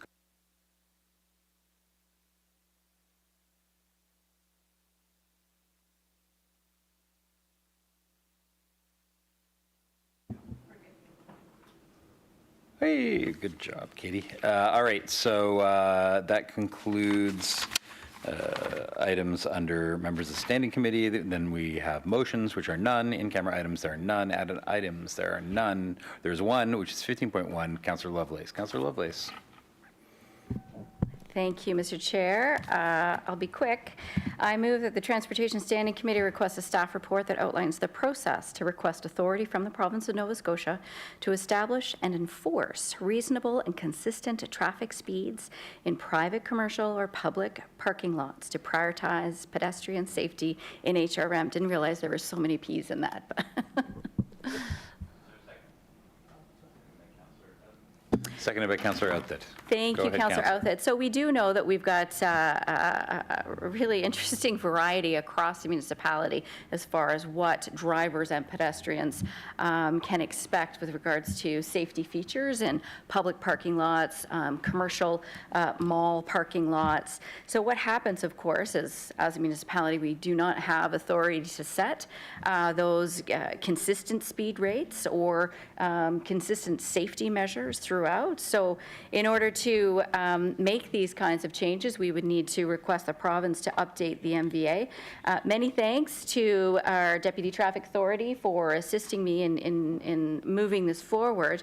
We do know that there is requests, especially in my district. I can't tell you how many times people are asking me, can't we walk from the library safely to the community center through the mall parking lot? And my response is, well, yeah, you can if the owner of that private parking lot makes adjustments to make it safer for pedestrians. But the bigger issue, I think, too, is just the lack of enforceability to ensure that these owners of these private parking lots understand that they do have requirements, and those requirements are enforced through bylaw with HRM, which unfortunately we don't have the legal authority to do at this point in time.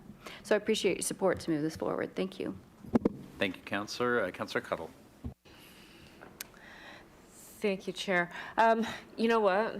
This is, I mean, it's a good conversation because, you know, I see parking lots. I go around Larry UTEC. The parking lots, cars are prioritized, pedestrians are not. And even though pedestrian connections are required, the standard of those connections really doesn't enhance the pedestrian experience, let alone provide a level of safety. So, I mean, looking at the speeds is one thing, but I'm wondering, like, where else do we look at improving the, you know, pedestrian priority in private parking lots? I mean, does this happen at the DA level when we're working on, you know, approving a development? Do we need to improve standard around what's required? Like, who sets that standard and approves those designs? Because really they are, I really feel that they're the barest of minimums. Is that the other place where we need to affect this? And I know that's a forward-looking solution. You know, right now what you're trying to deal with is an existing situation where we need a solution. So, you know, we'll support this coming forward. But you know, I do think that we need to do better at the planning level in making sure that pedestrian connections through shopping malls, which often, you know, connect different roads and different streets. You know, we need to re-examine how we allow that in the first place altogether. So anyway, thank you for bringing this forward. Councillor Cleary. Thank you. It's interesting when you think about, so to Councillor Cuddle's point around approval in parking lots, so in the urban core, of course, you can't have service parking anymore unless you're in an industrial zone. So the idea with the underground parking, flanking parking, the setbacks and all that kind of stuff, is to limit the amount of surface parking. So actually, these aren't really issues anymore for anything that's approved. We don't have to approve safe parking lots in the regional center because you can't have a parking lot, period. It's a really a suburban thing. When it comes to site plan approvals, I'm trying to remember the last few we've had, because a lot of the buildings now are moving even in the suburban areas to, and especially in the inner ring suburbs, think of Fairview, Willett and Dunbrack, underground parking. So this, I think, to a certain extent, is probably moot when it comes to new development, because very few new developments are coming in with surface parking. The issue is around how do you do this in existing parking lots? When we were in Hawaii back in March, I thought it was interesting, and I asked someone about it. It's related to the Americans with Disabilities Act, but they have unbelievable, because it's a very suburban, sprawly place, but unbelievably safe malls and parking lots because they have these lanes that go between the parking. So you have the parking on one side, the parking on another, and then you have this buffer, and it's all painted blue and white, and it's made for a wheelchair. Each spot, you can come out with a wheelchair from every single spot, not just a designated accessible spot. And everyone has a clear access to go to and from. And I thought, this is really cool. We could have something like this. But we don't have that same kind of legislation, and it's certainly not in full force in Nova Scotia until 2030. And I'm not even sure if it would deal with that sort of thing. But it makes everyone safer. When you make people in, say, wheelchairs safer, you make everyone safer. I thought, and maybe this will come back, but I thought there was a speed limit. I've been going through the MVA and the regulations to see what the speed limit is in a parking lot. I can't find it. Was it 102? No, that would be the prima facie speed. But I think in parking lots, it's different. Anyway, it'll be, yeah, and I think what we need is the information on, is there one, can anything be enforced? Because if there is a rule somewhere, police enforce the MVA, then it's a matter of how many police officers go to parking lots to write tickets. But I think the point about design is the important one. And I'm not sure if we'll be able to get the power in land use bylaws to retroactively make someone do something until they make a substantial change or alteration to it, and then they have to meet the new code. Anyway, all that is to say, I think this is worth pursuing. I'm not sure the pathway to get there. Not sure if the province will grant us that, but I'd like to see us get to a place where they're safe. I think in particular we're spending money on Bears Lake to try and make Bears Lake safer for active transportation. But once you get to the parking lot, you're on your own. And so that'll be interesting. So yeah, definitely support this and see what comes back. Thank you, Councillor Cleary. Councillor Purdy. And yes, my concern reading this was the enforcement piece. Like, we are already, not seeing enough enforcement on our streets, and so we're going to remove some of that woefully lacking enforcement to parking lots. But to Councillor Cleary's point, I was in Ontario this weekend at an outlet mall, and same thing. Like, they had in the huge parking lots in between the rows of cars, they had a raised curbed walking path to get up to the crosswalks leading to the large mall. And I thought, this is amazing. You don't even have to walk where the cars are driving. So pulling out of their I think a report will be good to see what options are and if the province even gives permission for something like this. But there are options to make parking lots safer for pedestrians and baby carriages and wheelchairs, and yeah, it's worth a go. Thank you, Councillor. I'm going to speak from here before we go back to Councillor Lovelace. So I got a story. I think, like, speed limit's good. I wonder if we should say, I guess it kind of says to prioritize pedestrian safety, and I would encourage staff, he says, looking at Lucas, to read that as widely as possible. So a number of years ago, even though it's not my area, it was a resident of mine who got into this problem, is that they were at Sleep Country in Bears Lake 9 years ago, and their car got landed on by another car. How did that happen, you ask? There is no railing or along the end of the Jungle Gym's parking lot. It just ends, and there's just concrete, and you drop down a story and a half into the next parking lot. And the best part is, this is the second time that it happened in the space of 2 years, because all of this is just getting built out, in what was supposed to be an industrial park and doesn't have sidewalks going from where the buses drop you off up to the front of the Walmart, up to the front of the Superstore, right? It's hostile to pedestrians, even though we run bus service through there. And I, on behalf of this resident of mine, went to staff, and we don't have the legal authority, once it's built, to tell people, hey, you know what? That's a really dangerous design, how there's this weird visual discontinuity and people keep driving off the edge of this cliff. Like, it just wasn't in our legislative basket. And yeah, exactly, right? Like, general application bylaw, don't have death traps in your parking lot. And so I think there's there is a concern here. Like there's the accessibility piece, there's the pedestrian priority piece. We saw this recently with in Councillor Morris's area when we had a big debate about a DA amendment and how far could we push it for the small piece of property on a strip mall where we wanted them to do much more, connecting it all the way up to the existing strip mall. Can we set and establish standards around these things, or at least police them for safety when evident problems emerge? We don't have at the time we were told we didn't have the ability to do anything. So I support this, but I do think the broadest possible reading of this is appropriate, because I don't think the province understands that we don't have the ability to dictate beyond when the initial DA happens, hey, you should fix these things that we're seeing, or to increase standards. And I don't know how that squares with the Accessibility Act and the 2030 guideline of trying to get everything accessible, because there isn't a lot of grandfathering in that act. We'll go to Councillor Lovelace to close.